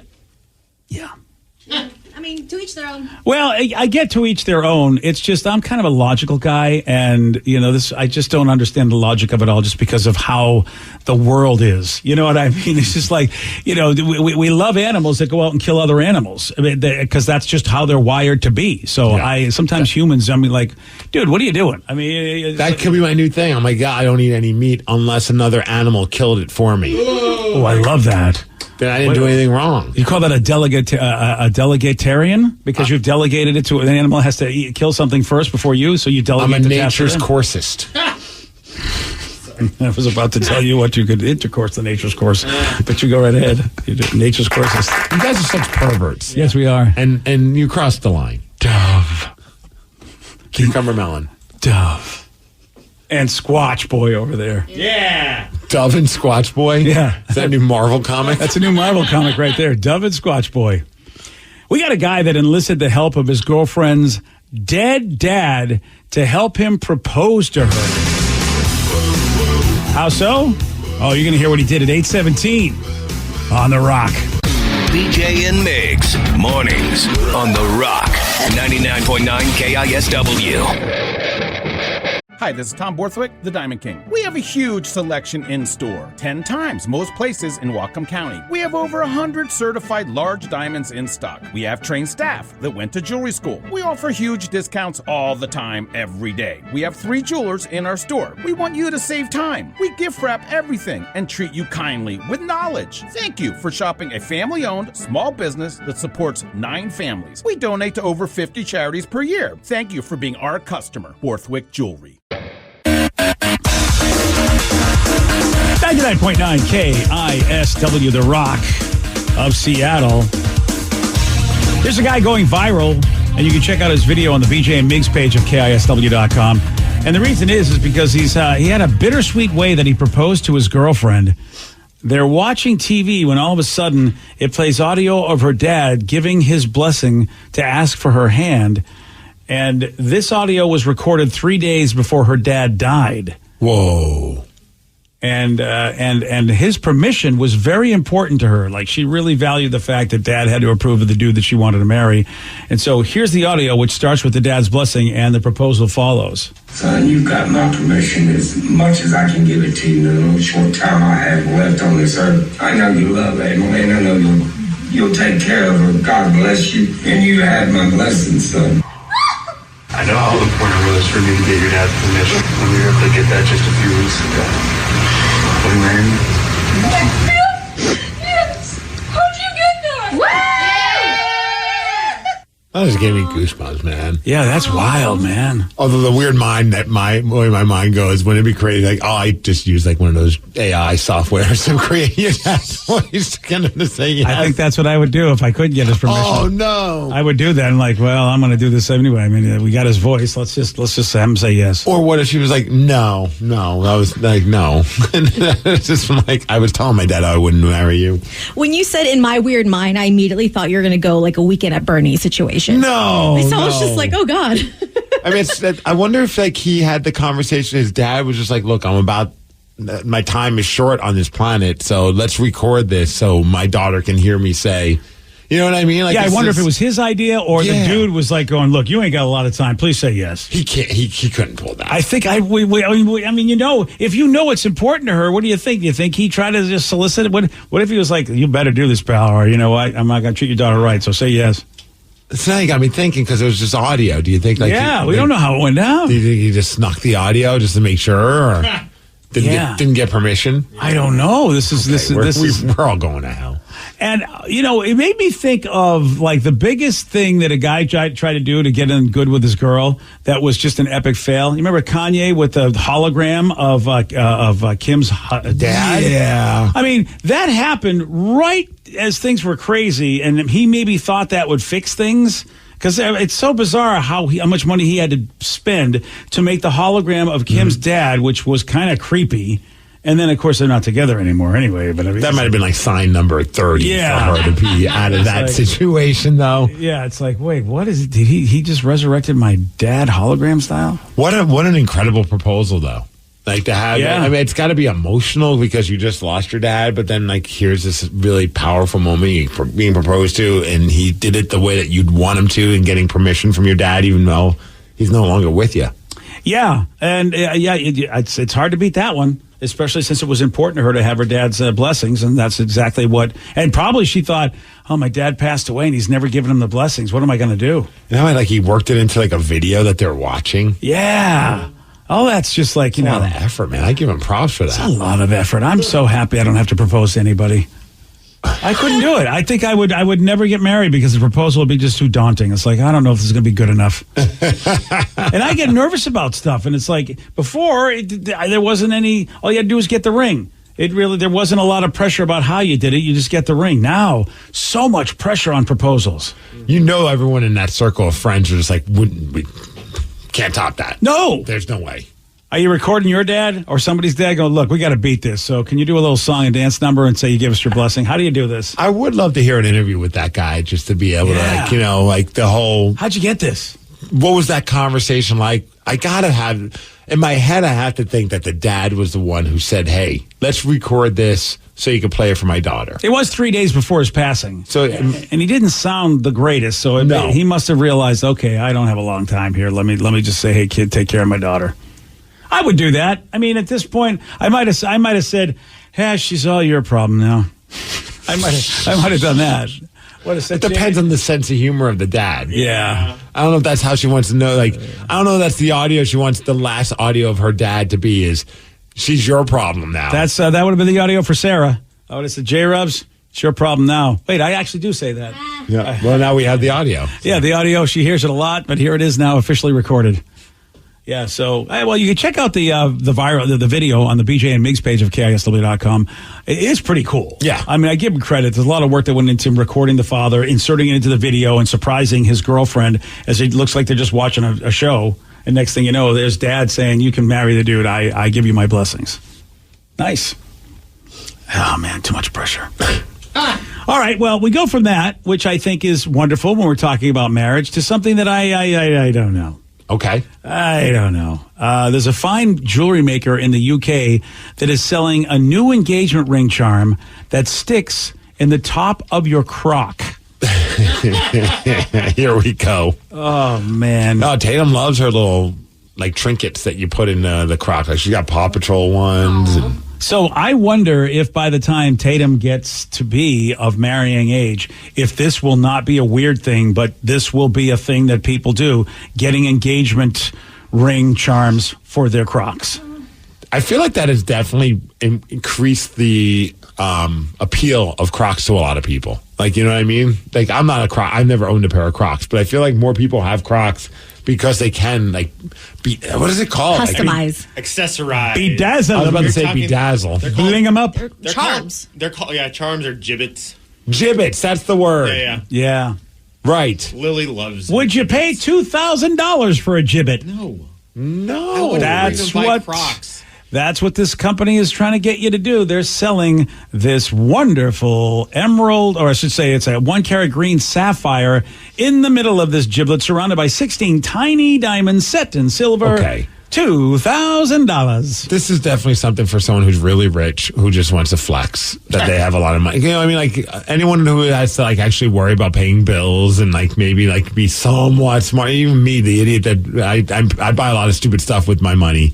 But I would be like, you're not going to put something that's worth $2,000 connected to a pair of Crocs and then walk around potentially kicking it off of the Croc. Yeah.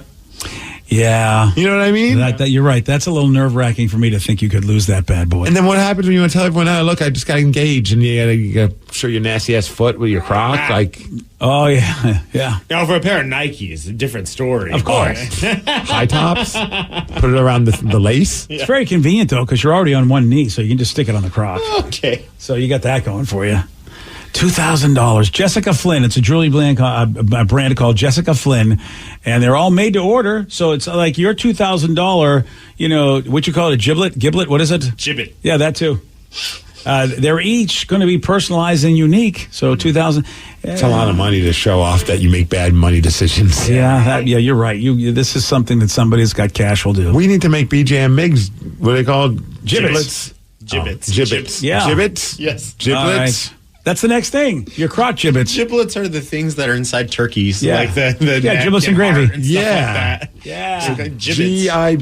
BETS, I believe. Gibbets. Or charms, if I guess you just don't want to say gibbets. Charms. With a Z, gibbets. Gibbets. Get your gibbets today, BJ and Mig style. We don't have them yet, but oh, they make truck nut gibbets. They make literally every kind of gibbet you could possibly. They have those are amazing. The little things in the mall, in the middle, they have entire Croc charm things, and it's what is happening? Have you seen the truck nuts ones? Yeah. They're amazing. They don't even go on the little holes. They just go on the back of the Croc. Yeah.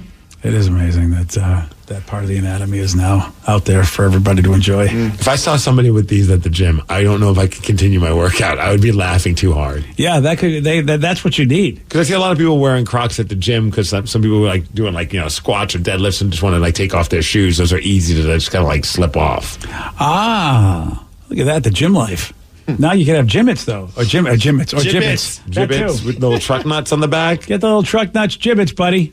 By the way, this whole Croc sensation, I'm seeing all the teenagers doing, makes me feel so old because Crocs used to be only chefs and gardeners and old people would wear them. And now everyone wears them. It's fashionable. Lily won't wear anything else besides Crocs right now, and it makes me so angry. I'll be honest. I see Tatum just slide right into those, and she's just walking around, no problem. I'm kind of jealous. They seem they look really comfortable. Oh, you're gonna turn the corner, Steve. I predict in the next year you will probably. You think I'm going to be Croc guy? Yeah. If I lived in a warmer climate, I feel like I'd be totally Croc guy. You know what I mean? Because I'm not.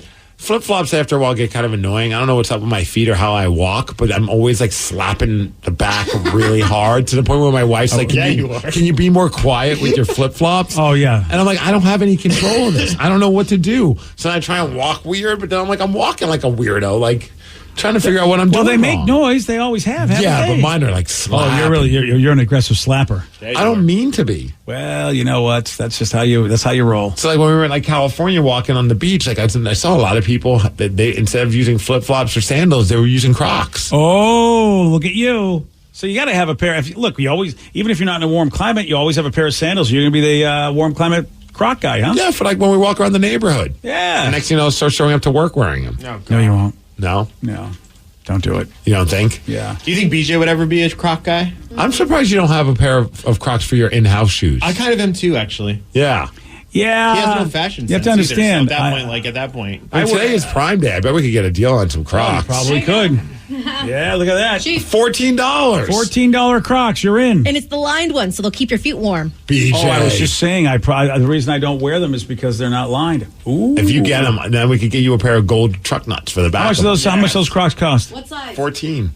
Well, I think I'm a 11 and a half, but I don't know what I am in Croc. That's the same thing.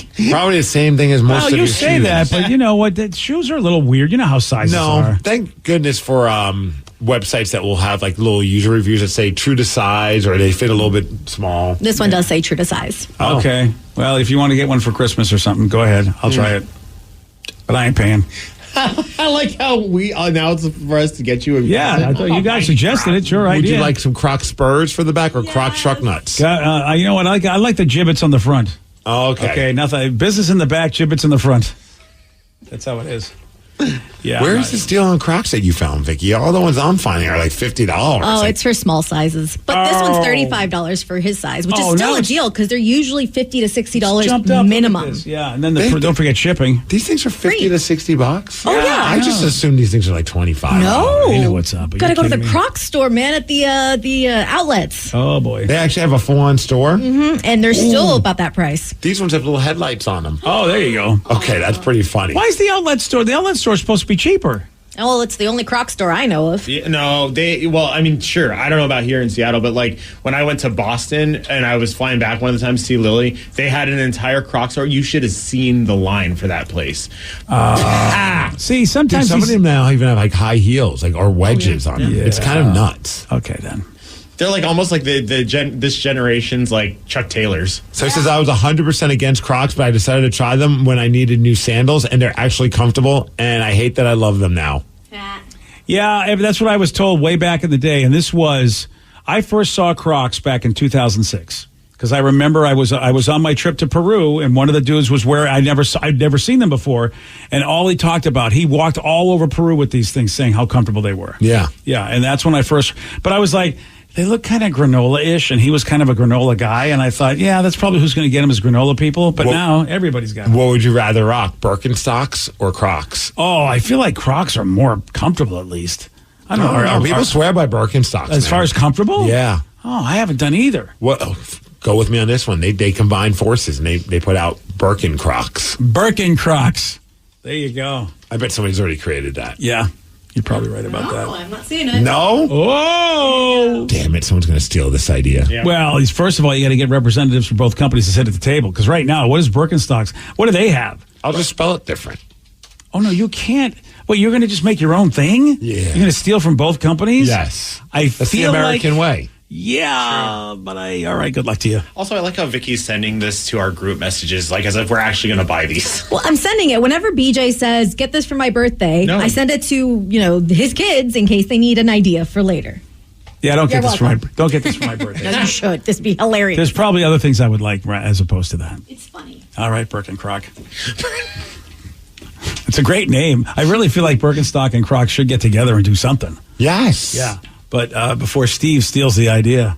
But you won't do it, though. No, I really won't. You won't get it. Oh, so it says Walmart makes a more comfortable copy of them called Sharks. Rugged Sharks. Walmart makes their own. Well, it's been around that long. I guess you can have a knockoff. Oh, yeah. And Sharks are good? All right. Yeah, there you go. Rugged Sharks right there. $12. Yeah, see, Walmart knows what's up. Yeah. Oh, it's got, instead of like the holes, it's got like They got lines. Yeah, they got the horizontal lines. To let everyone know that you're too cheap to get Crocs. I might have to do that just to say I'm protesting. Yeah, or you get like the cool water style, marbled style. Look at the marble. Oh, that's not horrible. Yeah. So maybe we'll start. You know what? We'll be like the Shark Crew. Yeah. Yeah, why not wear the Sharks, especially if, Oh, look, they got camo ones in case you want to go to combat. Oh, yeah, I want to be invisible with my. I don't want people to see my Crocs, so that's perfect. Yesterday, Steve, he did get this one wrong. The left side of the boat is called the port, but what is the right side called? The row? No. Loo? No. The rod. No. Yeah. You can tell Steve's a Navy man.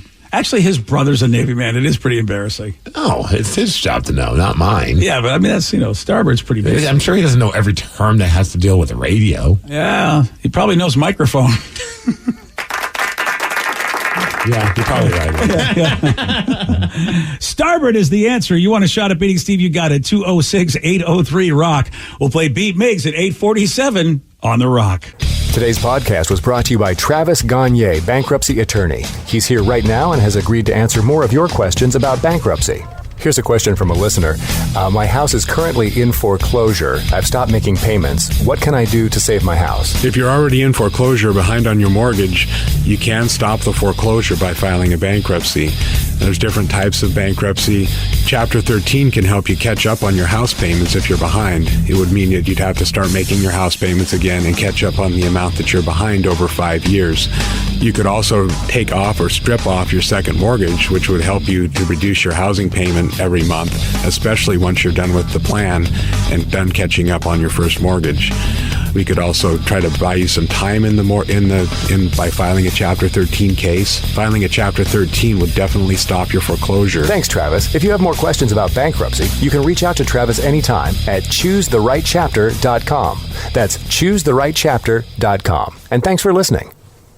Have you or a loved one been injured in an accident? Are you struggling to recover fair compensation? Look no further. At Phillips Law Firm, the experienced personal injury attorneys will fight for your rights and get you the justice and compensation you deserve. They handle a wide range of cases, including car accidents, slip and falls, medical malpractice, and workplace injuries. Justice is a phone call away, so don't wait. Call today for a free case review. Call 1-800-JUSTICE or visit justiceforyou.com. Hi, this is Tom Borthwick, the Diamond King. We have a huge selection in store, 10 times most places in Whatcom County. We have over 100 certified large diamonds in stock. We have trained staff that went to jewelry school. We offer huge discounts all the time, every day. We have 3 jewelers in our store. We want you to save time. We gift wrap everything and treat you kindly with knowledge. Thank you for shopping a family-owned small business that supports 9 families. We donate to over 50 charities per year. Thank you for being our customer, Borthwick Jewelry. Hey, this is BJ. Thanks for listening to our show's podcast. If you're a fan of all things geeky, you should check out my other podcast, BJ Shea's Geek Nation. We have new episodes every day, and you can check it out at bjgeeknation.com. Your home is going into foreclosure and you feel like a financial wreck. You don't know where to turn for accurate information. I'm bankruptcy attorney Travis Gagne. Let's talk about some legal options. If we work quickly, we can propose a plan to save your home, modify the loan, or in many cases even eliminate your second mortgage. The consultation is free. I've helped hundreds of people just like you make informed decisions about whether to save their home or exit it on a reasonable, organized timeline. The chapter you choose sets the tone for the next chapter of your life. Please contact me today at choosetherightchapter.com. That's choosetherightchapter.com. 99.9 KISW, The Rock of Seattle, presenting Greta Van Fleet at Climate Pledge Arena. That's happening August 4th, just less than a month away. Wow. We got tickets for you, though. If you want to win these tickets, it's simple. Just log in and listen to KISW. One of 2 ways. You can log in and listen on the Odyssey app, AUDACY, Odyssey, or log in and listen on KISW.com. It's as simple as that. And the more you listen, the more chances you get at winning. Not only do you win the tickets, BJ, but also you get a backstage tour to get a glimpse behind the scenes of the inner workings of Greta Van Fleet's Star Catcher World Tour. 1 entry for every hour you listen, as simple as that. More info, KISW.com. Let's play B Migs. It's time to play the game. So everybody scream his name. B Migs, don't be a loser.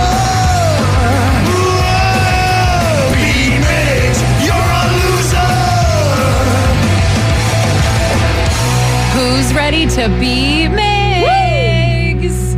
I know Josh from Tacoma is. Josh, are you there?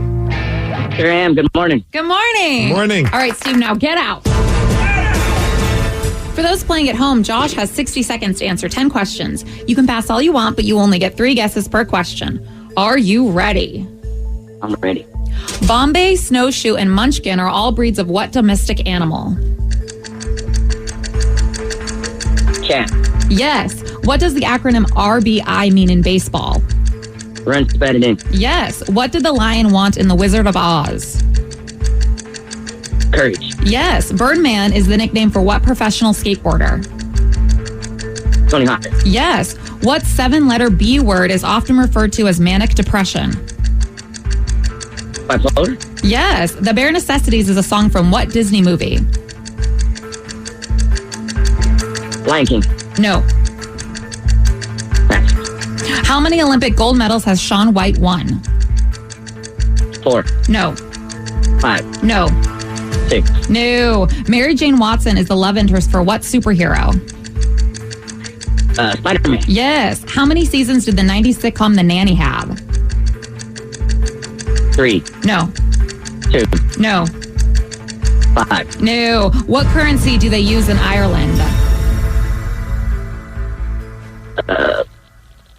Euro. Yes. All right. And with that, you get 7 correct. Not a bad showing for Josh. Not a Yeah, bad Josh. That's pretty good. You were on a roll there in the beginning.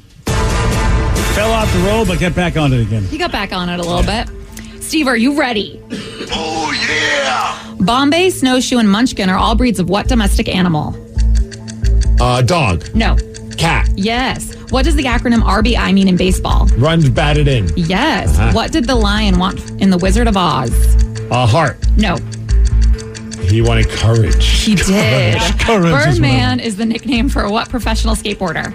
That's Tony Hawk. Yes. What 7-letter B word often is referred to as manic depression? Biatch. Bipolar. Yes. The Bare Necessities is a song from what Disney movie? The bare necessities. Is that Winnie the Pooh? No. Bare necessities. Jungle Book. Yes. How many Olympic gold medals has Shaun White won? He won 4. No. 6. No. 9. No. Nice. Mary Jane Watson is the love interest for what superhero? Spider-Man. Yes. How many seasons did the 90s sitcom The Nanny have? The Nanny had 6 seasons. It did. Nice. What currency do they use in Ireland? Euros. Yes. And with that, you get 9 correct, which is a win, 9-7. Let's go. Nice. Sorry, Josh. Well done, Steve. It was a nice win for Steve, though. 6-9. There you go. No, it was 9-7, man. What the hell's wrong Oh, with you? never mind. I Pay was attention, Dad. sorry. I was hoping for something nice.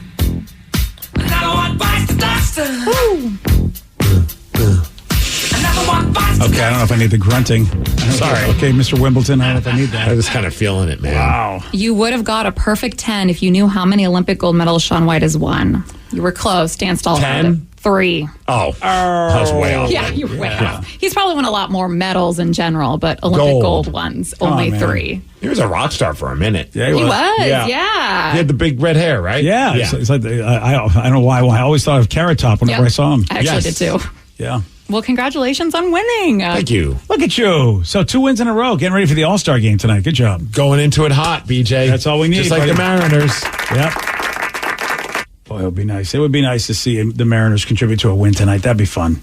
Oh, that'd be all. I'm just excited to see when Julio Rodriguez gets out there, or Luis Castillo, or George Kirby. Just the crowd reaction is going to be awesome. Yeah. Yeah. So And it's fun to see how they perceive Seattle. I'm sure there'll be a lot of fish tossed in between like the commercial breaks, but it's always great when they show the city with the skyline, and it always looks awesome. Yeah, saw the Fox crew out there, including now Derek Jeter was out there in an Yes. apron. Yeah, saw him. It's funny too because like I was reading an article this morning and just about how awesome like this event has been for Seattle, but then also reminding us that this is like one of the first. I mean, it is the first of like big sports events that are happening here soon because like we have the Winter Classic coming up, and then we have the World Cup coming here in 2026. It's like, man, Seattle's gonna be rocking. Yeah, if only we could get a Super Bowl here. I don't know if that'll ever happen. Yeah, I know they're building more stuff. I don't know if it's hotels or not, but that's always been the problem.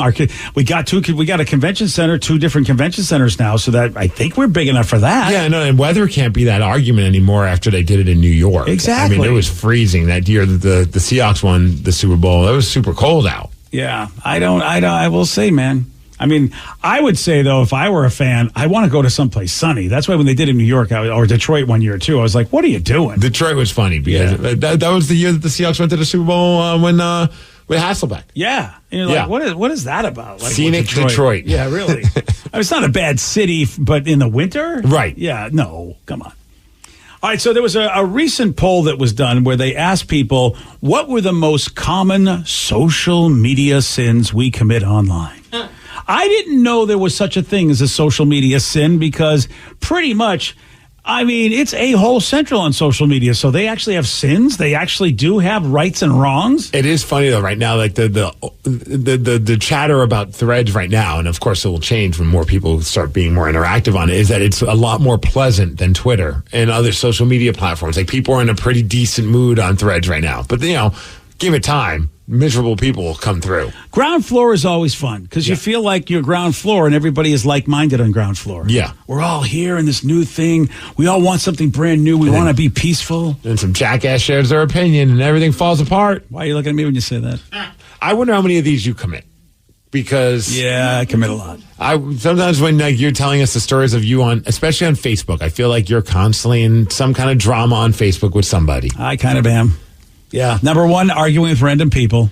Yes, you. That's me. You jump into arguments that you weren't even invited into. Am I the only one that does this? Yes. On our show, yes. Because I'm part of groups. That's why it's random people. Because I mean, I thought, hey, I like this TV show. Sure, I'll join this group. No, having no idea that it was going to be just troll central. It was just, and I do believe with ChatGPT and everything, I really believe people make it like these whatever it is, they make it look like they know the show you like, but then they act like idiots. And so it's like, I just think they're trolls. I don't think they even watch the show, but they just know enough to piss you off. But then who cares? Like, just don't respond to them. Yeah, see, I'm not that guy. But he needs to let them know his opinion. Are you hoping to change their opinion? Yeah. Has it ever happened? Oh, I have no idea. They don't. You'd be a great Jehovah's Witness. Yeah.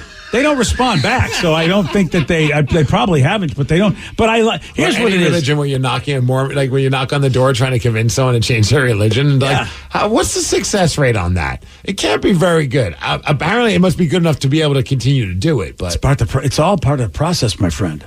Here's the win for me on social media when they don't respond back.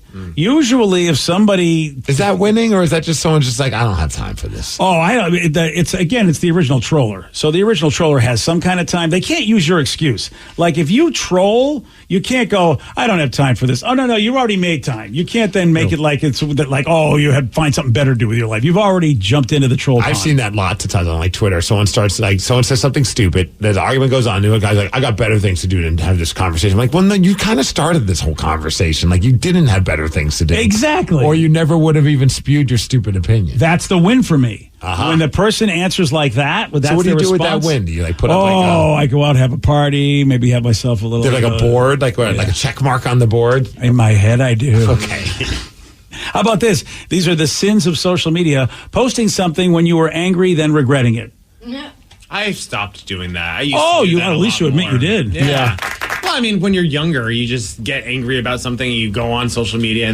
But it's like nowadays, I just look at it and I'm just like, why? Just stay away from social media. Facebook memories will remind me of something. It's always from like 12 to 14 years ago. Mm-hmm. It was around that period of time where I just was sharing it. And nothing like awful, like nothing incriminating. No. But it was always like just I'm mad that I didn't get a nap today. Yeah. I'm like, you really needed to share that. Yeah. That's kind of stupid. Steve Migs was having a Coke Zero. Yeah, like that kind of stuff. Yeah.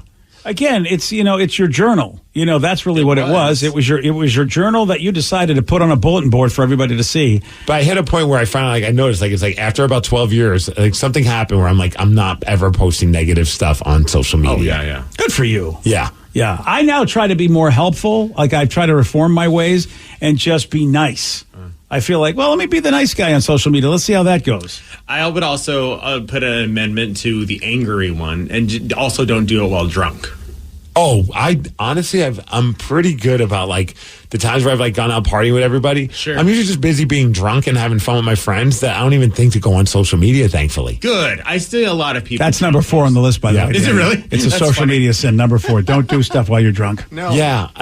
There have been times where I'm like, oh, I should post this. I'm like, it's clearly giving away that I'm wasted. Have you guys heard I shouldn't. Have you guys heard of this podcast, Conversations with People Who Hate Me, with Dylan Marin? Somebody just turned me on to this, where it's a dude that he's a gay guy that got so much hate. Like, he would get all sorts of... So he called the people that basically posted. He tracked them down, called them, and then got their permission to record conversations. And now he's done this for 5 years on his podcast, where he has conversations with people who hate him. And it is fascinating because it's actually pretty funny. Yeah, he reads the angry posts and everything. And I thank to my buddy Sean for turning me on to this, because I watched a couple. He's done one. He's got a whole documentary about the hate of Jar Jar Binks and just what that's all about. And that's pretty fascinating too. But you hear people basically say what Danny and everybody, it's like, dude, I was in a bad mood when I did that. I was just wanting to be mean to people. It's interesting when they're forced to basically face their tweet, face their angry Facebook message. It's a fascinating podcast, Conversations with People Who Hate Me.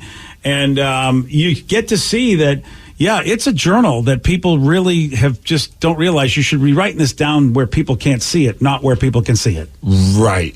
I always think about that sometimes when like someone's like really like a jerk on our text lines. And if you write them back more often than not always, but that's something like, oh, I didn't even know you were going to read this. I had hair out of my butt, whatever.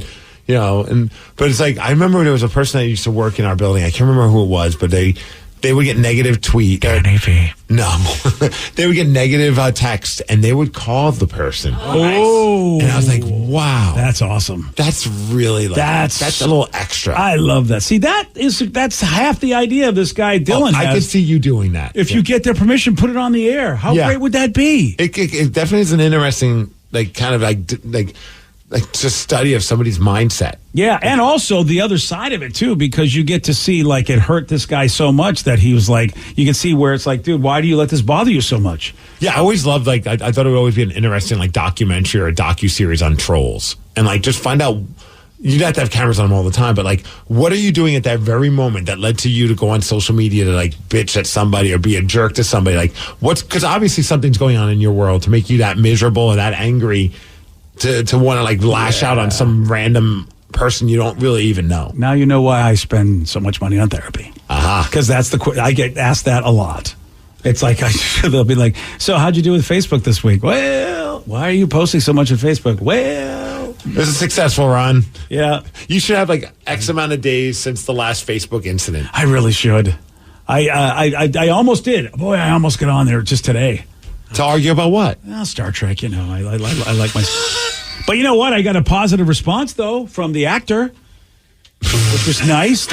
People are going after this actor, Melissa Navia, and she plays the pilot on the new Strange New Worlds. Now, here's why I like this poor girl. The first season, she's recording this. You know, she's doing the show, and it's being broadcast while they're doing the second season. So they don't even know how successful the show is going to be. But then her husband dies. Like, she's a young person, and so she's a young widow. And so while everybody's excited about the success of the show, she's grieving the loss of her husband. So she's been through a lot. So maybe I feel like, okay, can we not be mean to this person? Right. I mean, for crying out loud, you know, she's an actor, she's doing her job, and yet here are, you know, and I don't know if people are aware that her husband passed away and it's been really a tough time for her. You don't know with trolls. Like, are they really targeting her because they already know she's in pain? I don't know. And so, but I was like on there going, hey, the hell with what they say. I love your character, a lot of fun. And she gave it a heart. And I just go, all right, I did something good on social media. You know, that's a good thing, isn't it? Yeah. Someone just texted and said that you did something good in public. What'd I do? They said, hey, I heard BJ did a good deed at the ballpark last weekend. He allowed fellow radio host Ursula from Cairo to use his phone. Way to go, BJ. Oh, did she say that? I didn't want to bring it up on the air because I wasn't sure she'd be embarrassed. I don't know. Someone just texted in. So I got to imagine that Ursula she must have talked about it. Yeah, my buddy and I, it was really Sean's phone. So, but we were talking, and then I got interrupted. She's taking the credit for it. I did tell you that. She's giving me the credit. She's awfully nice about it. It was really Sean. But yeah, I don't know how this happened. But somehow Ursula, it was like a trading places kind of thing. Ursula's husband had her phone and she had his phone, and they were trying to call each other, but of course they couldn't. Because think about it, she's trying to, and she can't get into his phone. So he's calling his phone. He realized what's up, but of course it's an iPhone, and so it doesn't recognize her face. And hey, good on their marriage. She doesn't know his code. Yeah. You know what I mean? Because she didn't know that. So she's sitting there, and I mean, it was kind of funny because it was like, how are you doing? What's happening? And then she's looking at the phone, and she's just like, my husband. And so Sean came to the rescue and said, hey, why don't you go on your social media and do it this way? Text him from my phone and do that so she texted her own phone so that he could see the messages show up on the screen and figure out how to meet each other. Jeez. It was pretty convoluted. It was pretty nuts. And so, we saved the day for us. You're a hero. Thank you. And I was going to bring it up, and I thought, I don't know. You think she'd be embarrassed about how that? I don't know. I don't know. I said nothing. But if she said it, it's good. Look at you. Yeah, you can keep a secret, and you're a hero. I am a hero on social media, and I'm helping out a young actor going through a tough time. How about that? Would you like us to buy you a cape? I feel like you deserve a cape. I just want you to know that I'm no longer a social media sinner. No, okay? You're a social media saint. And don't forget what they say, okay? Don't hate the sinner, hate the sin. So be nice to the social media sinners. Thank you. Okay. Yeah, you like that? No? Okay, fine. I'm a social media saint. I'm not going to forget you said that. Oh, hey, look, it's time for Listeners on the Loose. You pick the topic. You guide the show. Call us, text us, 206-803-ROCK. We'll take those calls and texts at 917 on The Rock. BJ and Migs, mornings on The Rock, 99.9 KISW. 99.9 KISW, The Rock of Seattle. It's Listeners on the Loose, brought to you by Whole Foods Market. 206-803-ROCK. That's the number to call. That's the number to text, 206-803-ROCK. Now, here's the situation. You'll get through, but Steve is going to be listening carefully. And just got to show some energy and bring it. Otherwise, we're going to have to gong you. And then say goodbye. Goodbye, old friend. 206-803-ROCK, the number to call, the number to text. So I said, hey, did you guys notice the parking for yesterday at the All-Star Game Home Run Derby? It was insane. I was driving by and saw a sign for $120. I have seen that sign on the Facebooks. Yeah. A lot of people were like, holy crap, and decided they had to post that. Wow. I saw that one. I saw a $100 one yesterday, and I was just like, dang, that's crazy. I didn't see the 120 until this morning. You know, it's interesting. G. Scott wrote, he had a great post about how back in 79, when the first All-Star, which was the first All-Star game to ever come here, I guess, obviously, because it was just a couple years after the Mariners were in the league. Kingdom days, yeah. Yeah, and it was like $17 to get in and see the All-Star game. He said that's what the ticket prices were. You could buy a ticket for $17 to see the All-Star game. That won't even get you a drink and a meal. No, it won't get you a thing. Yeah. Oh, now granted, I don't think the tickets, maybe a lanyard as far as merch. Yeah. What is, Vicky, can you find out with inflation, what is $17 today? I got to be thinking it's like maybe $70 maybe, from 1979 to today. That's what I'm going to say. But the tickets for the All-Star game are definitely more than 70. I mean, you can pay hundreds, high three figures for those tickets. Yeah. I mean, parking, $120 for parking. To me, that would be, I'd still even cringe a little bit, like $120 for a ticket to go to the home run derby, let alone just a park. Yeah. On the more on that, we paid like $80 to park right by Newport Beach, and it was just because you hit that breaking point where you're like, I don't want to even look around for parking anymore. I didn't want to make you feel bad because, of course, that's where the apartment is down there. Yeah. And when you told me that, I'm like, oh, man. You just hit that breaking point. I know. Like, I got a kid that's anxious to go look at Seaside. I want to see Seaside. Yeah. Daddy, are we getting out yet? No. Oh, man. You got $80? Otherwise, shut up. You could have parked at our apartment and just walked right across town. I didn't know you were there. Yeah, that's woulda, coulda, shoulda. $80. Hell, you pay me $40. You can park at the apartment anytime you want. I did love people on social media saying, for $120, I'll pick you up and drop you off. Yes. Or some people are just like, just park wherever and take the parking ticket. It's going to be cheaper. Yeah. It's so true. You just got to hope you don't get towed. Yeah. I'm with you, man. I mean, you could probably find one of your buddies to do that for $100. Right. And you get, pick up, drop off serves. That way you can drink. Don't have to worry about it. I think it's crazy to park downtown. I did find the inflation change here. In 1979, $17 is the equivalent of $71. Oh, look at me. I was right there. I said 70. Woo! I Price is Right at it, too. Okay, where's my prize? Well, okay, I got a pen from our sister station, Hot 103.7. Wow. Congratulations, BJ. Woo! Thank you, buddy. I don't even think there's half of the ink left in that thing. All right. Not even a new one, huh? Yeah. Okay. 206-803-ROCK. That's the number to call. That's the number to text. It's listeners on the loose. Someone says, Steve, I am team cucumber melon as well. That's right. We're going back to the soap. Oh, my God. You're going back to the basic Dove soap line that you love? Yes. So it says, I'm also a germaphobe like your wifeski. I bought a gallon of hand sanitizer on Amazon for only $11 to refill my sanitizers. Nice. Vicky, can I ask you something? And you don't have to answer because obviously it's slightly personal. But why are you asking it? Well, because I think it's a mental health question, and Vicky and I usually have good mental health conversations. Because being a germaphobe, it's kind of like an OCD thing, right? I guess. I mean, so do you get to? Is there a way to like be fixed, or do they just tell you that's how you're going to be? I mean, because I feel badly for folks that just. We're supposed to have germs. You know what I mean? In life, right. We are supposed to have some so we can build up a resistance to them. And I do see people that just, people were acting that way before COVID. I mean, I understand the COVID thing. That made a lot of sense. But the people that were doing it before COVID, I'm just like, wow. And I know you're I don't know how bad you are on the germaphobe scale, but you are a little bit. A little bit. I've never discussed it in therapy, so I've never really done anything to kind of work on it, if you will. However, I've noticed that after having a little kid in my life, since he was an itty bitty baby, there's a lot of things that don't bother me as much. Oh, that's cool. So, like, when he was little and he would, pee, like, in the bed with me, like, when he was, like, spending the night, it's like, okay. It, like, the pee, I didn't freak out, I didn't cry, it was just like, sleep with Danny for that reason. Yeah, I know. Yeah. But, yeah, I could change the diaper, whatever. I'll, like, wash my hands, but I'm not freaking out like I thought I would. Isn't that wild? Uh-huh. Like, what happens in your brain that because you would think that would make you crazy, but maybe it's the being like a mom figure thing. Yeah, I guess. Well, yeah, I mean, my wife has no problem wiping my daughter's butt, but I thought you were going to say wiping yours for a minute. My wife has no problem. I say, God forbid if I ask her to help me. Yeah. I'm kidding. Yeah. I would never do that. Oh, yeah. You'd never ask, you'd demand.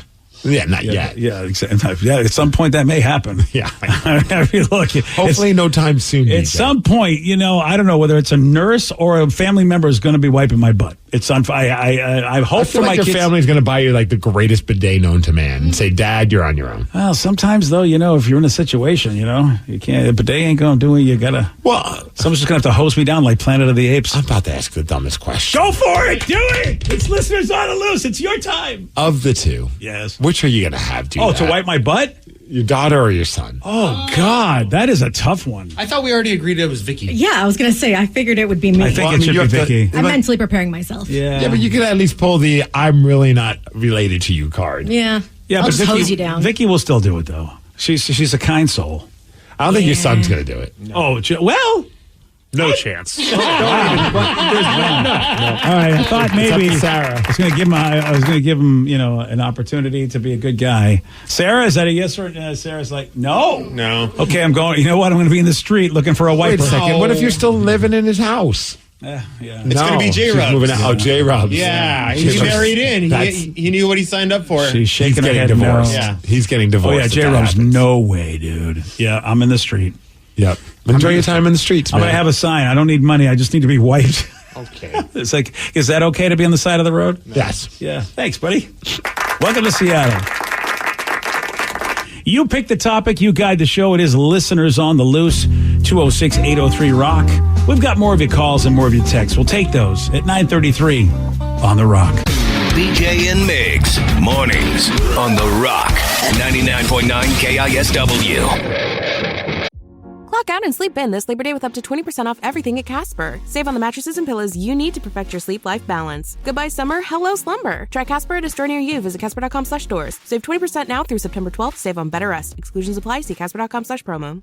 99.9 KISW, The Rock of Seattle. It's listeners on the loose. You pick the topic. You guide the show. 206-803-ROCK. The number to call. The number to text. Trevor on Whidbey Island. You are on The Rock.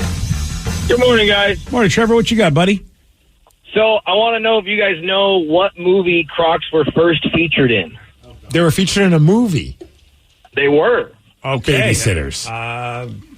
That's an interesting fact for you to have in your head, Trevor. So I will let you tell me, and then I'll let you tell me why you still have that in your head. It's from Idiocracy. Oh, really? That's the first time? Interesting. That actually makes sense. Yeah, when they were designing the costumes and everything, the costume designer wanted a dumb-looking shoe. And is it legit Crocs? They are legit Crocs. It was when the company was like first come about. They weren't popular at all. They were a small startup. And We're losing you. But dang, Trevor, I think what a great piece of trivia, actually, because so it was a show about the future. The movie was about and the how future. stupid we're going to be in the future. And the stupid footwear we would wear by at least by the movie standards.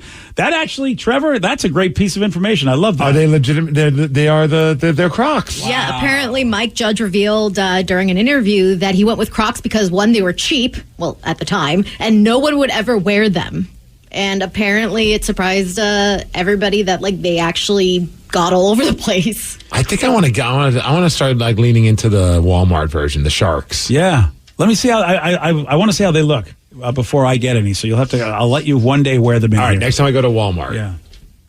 They have a Vans version of Crocs too. Okay, but those are probably costly. Huh? I like Vans though. I'm a Vans man. I mean, they're still pretty ugly though. I understand that, but if they're comfortable. Right? I mean, that's the idea. There you go. Oh, yeah. Yeah. All right. Those don't look very... I mean, I want some of those... I mean, they look kind of... They look a little more flimsy, honestly, compared to the Croc That's version. what I thought, too. And I think they're supposed to be, better for water...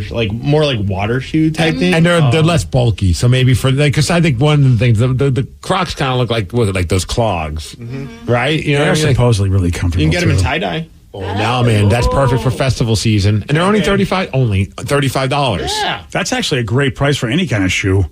Yeah. Really? Walmart Sharks are like $12. That's my price. I'm a little worried. I'm a little worried whether or not it's going to be as good as the real deal. Maybe I have to do a comparison or something. And I love that Idiocracy, dude. How many things have they gotten right? Oh my gosh, so much. I just love maybe that's what also led to the popularity of Crocs, because he said they were more unpopular, no one wanted them, and they were cheap, but all of a sudden they're on TV. Yeah. So of course people are going to do it for poops and giggles. I remember that. I guess Idiocracy must have come out, sometime in the 2000s, right? I believe. Yeah. And I think so. And the first Croc I saw was 2006. That was the first time I saw a Croc. So September of 2006, Idiocracy came out. Wow. That's amazing. My buddy, I got to give my buddy credit. I mean, he was on top of something before anybody else. And it turns out he found everything he told me then about why he loves them. Even he said, I know they're ugly looking, but they're the most comfortable, unbelievable shoe you'll ever wear. Right. And as it turns out, the rest of the world finally caught up to him all these years later. And Idiocracy saying no one would wear these shoes, so we'll make it the shoe of the future. And literally it became a shoe of the future. Oh, he's got a text today. Migs, I think I saw you at Fuji Steakhouse in Linwood last night. My girl and I were leaving. We're pretty sure it was you that was walking in, but I'm not sure because it was in Linwood. Well, first off, that's way away from you. Yes. And second off, what would you be doing at a steakhouse? Well, it's one of those, chop it up in front of you, Iron Chef. Teppanyaki? Yeah. Okay. So it's okay. But they also have tofu and veggies. So you were there then? Oh, I was there. What were you doing in Linwood? That's 4 days from your house. I know. I started yesterday, started walking. I made it there, and then I was like, oh, crap, I don't live here anymore. And that was was that a dinner? Yes. You never, ever, ever on a weekday, unless it's a Kraken game, you will never go. And even then, Linwood? Yeah, it takes a certain special person for me to be willing to drive to Linwood at night, have a late dinner. So your wife and your child were in Linwood? No. Oh, it's another kind of special. Okay, I'm not sure how special is this person. I wasn't in Linwood. What are you doing? Oh, definitely wouldn't go to Linwood to have dinner with you on a Monday night. Didn't think you would either. I was belated now because it was yesterday, but a big happy birthday to my buddy Nick Wayne, who's they call him a phenom prodigy wrestler, and deservingly so. He turned 18, which is very exciting. 18? Just came back from 20 days in Japan, wrestling in Japan. I swear. He's your friend? Yeah, we train together. I train at his family's school. And look at you knowing people. He was signed to AEW back when he was 16, but the deal was you can't wrestle until you graduate high school and you turn 18. He graduated high school. He turned 18 yesterday. He makes his debut on AEW this Wednesday, tomorrow. Oh, my gosh. It's insane. What a move. It's insane. I'm so excited for him. He's an incredible person. He's phenomenal wrestler, even better person. But so all of us from the school, we all got together and had dinner with him to celebrate. He got off the plane from Japan, went straight to this place, which was just like, this is classic. That's fantastic. Yeah, man. I'm so excited for him. And he's wrestling Shane Strickland, who's from Tacoma tomorrow night. Whoa. And their feud started at Defy, the local promotion here. So it's all like kind of coming. It's a huge local tie-in that's going to happen tomorrow night on AEW, and he's going to make his debut for the whole world to see his talents. So I'm so excited for him. The sky's the limit for this kid. Dude, legitimately think he's going to be one of the biggest stars in wrestling in just a few years. He's already winning people over. Look at that. He's only 18. Man, I wonder if he'll remember you. I'll just keep messaging him so he doesn't forget. Yeah, that's the goal. He'll probably then have to forget you. And then I could, like in a few years, like when my kid's old, I could pull up an old video of me wrestling. Be like, your old man once had a match against this guy. Oh, look at that. Bragging right now. I'm kidding. But I'm very excited for him, man. And yesterday was like, I jokingly said it on my Twitter, but I meant like it's not often that I'm willing to go out for a dinner at a weeknight, but of course this is a big night. Turning 18, and who knows when we're going to see him again because he's off to take on the world at AEW. He's going to dominate. It's going to be great. You know what I love about this? I love the fact that the kid knows what he wants to do and doesn't have to go through the 4-year scam that some people go through. Dude, think about he could write a book just about his early years of obviously learn from his pops and has been around wrestling his entire life. His dad, his grandpa, his whole family are involved in it. But now he's traveled the world from Japan to England before he even turned 18. He would go to school and sometimes have to get a couple days off out of school so he could fly off to whatever state or country to wrestle while he's still taking high school classes. Yeah. It's nuts. Well, and that's what's so awesome is that he knew what he was good at, knew what he could do, and he's starting right when you're supposed to. When you graduate high school, get your career going, which is how it used to be. Yeah. And I love that. I think the Mariners just drafted a kid out of high school in their first round. It's like, so you don't, there's this whole scam that you have to go through a program when if you're good at what you do, then what education do you need? You should really embark on your career and get rolling now. And what better? I mean, this guy's got life education, so just traveling the entire world, meeting all these different people, different cultures. I mean, that's awesome. Could you imagine at 17? Like, I can. Companies like flying you out to different countries to go perform for them. That's all I ever did was imagine. It never happened. That's what I mean. Like, that's like a pipe dream. Yeah. That you hope one day when I become an adult, I could do this. And he's making it happen at 17. Good for him. Oh, dude, I'm very fired up for him. And dude, look, and did you take a picture of you with him at the dinner? Oh, we have a whole group picture. Okay, so you'll have proof. It's important to have proof that if he ever gets to be on the level of The Rock, you can go, here I was with it. I don't think he's going to big time all of us. There he is right there in the middle. Oh, yeah, look at that. With the full posse. Oh, man. Look at you guys. You got front row with the kid. Oh, yeah, of course. Yeah, I didn't. You must really be a somebody. Everybody else had to stand behind him. Photoshop myself in. You're at the Last Supper position right there. I mean, everybody else is in the back. They're not even at the table. We're all joking. No one wants to be the last person because if any kind of falling out, you could get cropped out. Exactly. It's like family pictures. You know what I mean? Oh, yeah. You don't want to be the one that could get cropped out. Yeah. They'll just put a smiley face over your face. Dude, I haven't been to one of those those steakhouse where they do the show for you, right? And it's so fun. And they always deliver the hits. Like one of my guys, like I wonder if he's going to do the volcano thing. I'm like, of course he's going to do the volcano thing. And then he's probably going to have the little kid toy thing that takes a pee on your stuff. That pees on the volcano. Yeah, sure as S. Boom, boom. Those two things happen. What's the name of this place? Fuji Steakhouse. Fuji Steakhouse. I didn't know it was one of those. I didn't know. Yeah, like a Benihana is like the only thing I know. Iron Chef. Yeah. So now we know Fuji's is that kind of place. Awesome staff, great company, and they dealt with us staying late because we were the last crew there, and we were there for a while. Yeah. My favorite thing is when they do, I don't know if they do it at this one, but I like to take Lily to them because they have the little fake soy sauce and they pretend to spray it on her and it has like a string that goes out. That's fun. The kids get so scared. They're like, ah! He didn't do that, but he did the whole thing like bouncing an egg on like the spatula, then threw it up in the air, caught it in his hat. Damn. Chopped it all up, and then he had little pieces of egg and he was flinging them at everyone, and everyone's catching it like a dolphin with fish. Oh, see, but I'm getting nervous because I'm like, I don't eat dairy, and he's just flinging them. But dude, this guy, he was on top of it. He realized that I was eating vegetarian or vegan style, and I had tofu and just vegetables. He just skipped me. Oh, I thought he didn't toss you an eggplant. I kind of wish he would have. Yeah. My mouth was open, ready for that eggplant. I know that's your thing, man. But all right. I mean, who doesn't love a good eggplant in the mouth at a steakhouse? I'm with you on that. Right? I mean, that's why you go to a steakhouse for the eggplant. Yeah. Well, that's cool. That's fun. Good for that kid. So there's a guy, he gets off the plane from Japan and goes to a Japanese steakhouse. Of course. My first stop would be Dick's. Give me an old-fashioned American hamburger. Yeah, I think after being in Japan and seeing the American-style version of whatever, I mean, we're such like throwing stuff at us and everything. We're such carnival people. Yeah, everything's a show. Yeah, it really is. Big flames. Yeah. Then you learn real quick which one of your buddies are scared of fire. Oh. You know what I mean? Because, like, all of a sudden, a giant flame just kind of comes unannounced, and then there's, like, 5 people just fly back. Like, what the hell? Yeah. That's right. You know. That's like, all right, I know what you're all about, Jimmy. Those places are so... I mean, how do you even learn to be that? Oh, well, you know what? You probably go to school for it. That's a very good point. Yeah, you probably get, or you get trained. Maybe it's something you get trained as a child, and you have to go like, who knows? You go travel all to do it. Top of a mountain. I don't know. We should all become like. Well, we should all learn how to do that. Yes. Oh, I would kill people. You know me. You can't let me try to do stuff like that. They don't like. You're not serving with like a gun or anything like that. You have knives, don't you? You don't think a knife would slip while I'm trying to do I'm trying to do like a little choppity boopity boppity boop. You don't think I'll juggle something and all of a sudden somebody's going to like, oh man. But he was doing it more with like those spatula kind of looking things. Oh, I mean, they might be sharp if you fling it at someone. You know me. Well, first of all, I think I'd hurt myself on the hot stove. So that's the other thing. Yeah. Vicky or myself do not train us to do that because Vicky also is kind of jinxy. And then you got to get to that point where you're like, I feel like you got to be 100% confident you can nail this because, I mean, you can only make that first time. If you F it up and hurt somebody or just make... Well, yeah, you throwing a hot egg somewhere? What if the hot egg slips instead of goes in your hat, it goes in somebody's eye?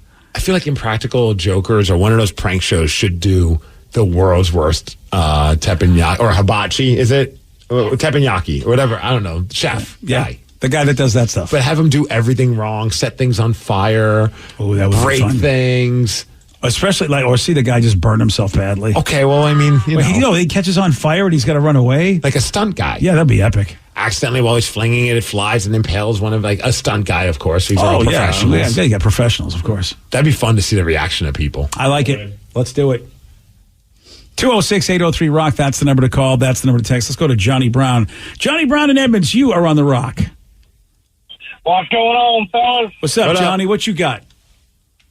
Hey, the topic is the Crocs. Yes. Now, Memorial Day weekend, Chehalis Tribal Days. I've been playing in a baseball tournament there for 32 years. There's a kid named Ryan Burnett. He designs baseball gloves. He puts Pacific Northwest tribal art on baseball gloves. Oh, that's cool. Across the country. I seen him this past Memorial weekend that he had a pair of Crocs that he converted into boots. And I said, man, we got to call those Brocks.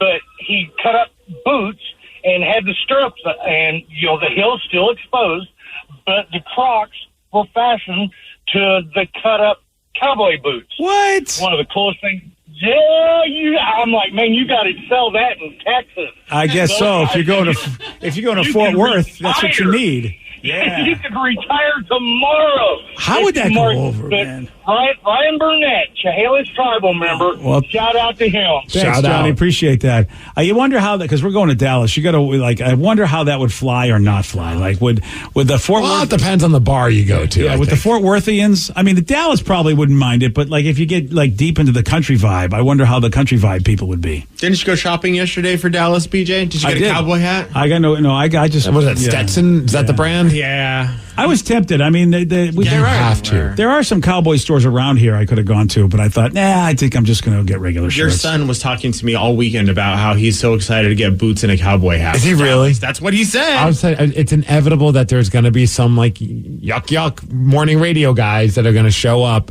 and dress the part just to be silly. But what if they are people that live there? You got to be careful not to make fun of somebody. What if what if we get some Dallas hosts that show up? I think we could tell probably pretty quickly which ones are like the wacky morning guy that's just pretending to be a cowboy for a weekend, as opposed to the dude that's a legit. Yeah, I'm a cowboy all the time guy. I think Joey D's would look good though with that look. Yeah, but he would stand out like a sore thumb. Oh, you think? Absolutely. They're growing big out there though. He'll be a tall cowboy. No? We got to curve his legs. How do we do that? Like he's riding a horse? Yeah. Bow-legged. Not sure how to do that. I don't know. We got time. I'll leave that up to you guys. We got to find something for him to sit on while we're doing the show. Maybe we could get I don't even know what to say at this point. I think, like I said, leave it to Dude, you. real quick, this text is great. I was at a Benihana one time. They threw a knife up in the air, and the knife, well, he missed the knife, and it landed onto his foot. He just bowed to all of us, and he was replaced, and he disappeared, and another guy jumped in and started doing the same show, right? Like as if nothing happened. Oh, so that can happen. Wow. And he just basically says, okay. He's like, deuces. I seppuku, I'm out. Okay. That's my resignation letter. Damn. Okay. Yeah, that would be my resignation. All right, we have a question. More important than Benihana or any of that kind of stuff. It's about Ryan Castle and the Easter Bunny. What do they have in common? I'll tell you at 9:50 on The Rock. BJ and Migs, mornings on The Rock, 99.9 KISW. And now, the Ryan Castle question of the day. What do Ryan Castle and the Easter Bunny have in common? I bring Steve sugar in the middle of the night. Every night. Yeah, he does. And that's why he's got diabetes. Both have a fluffy white tail, was just texted in. Ryan does have Cottontail. Yeah, he does have a nice tail. Both keep their goods in a basket. And Steve loves hunting for both of their eggs. I like to refer to it as a banana hammock. Wow. That's, yeah. Hot. Yes. I believe that's the technical term. Hey, someone in Western Illinois robbed a laundromat at 3:30 in the morning last Thursday while wearing a full bunny costume. So they're calling him the furry felon.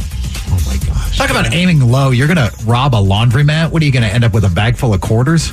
Well, maybe somebody's extra laundry. Yeah. Is he taking the laundry in this? I think it's what he's doing. No, I think Ryan might be right. He's going for the quarters. Going for the quarters. All right, good for Got him. those single-serving Tide boxes. Yeah. Well, what the hell is the bunny supposed to do during the rest of the year? Yeah, he's got to pay for those eggs somehow. The kids want their candy. It's hard out there for a bunny trying to get the money for the rent. It's hard out there for a bunny.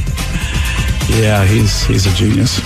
Ryan Castle's a genius, and he's got a 12-pack. That's next. BJ and Migs, mornings on The Rock, 99.9 KISW.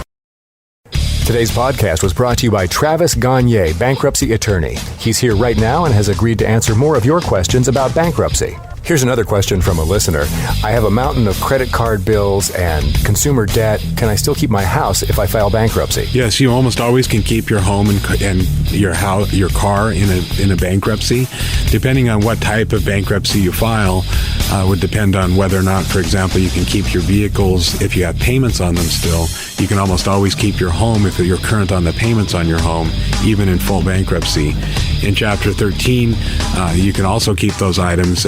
If you're behind on your house, you could catch your house payments up in a Chapter 13, take off a second mortgage in a Chapter 13.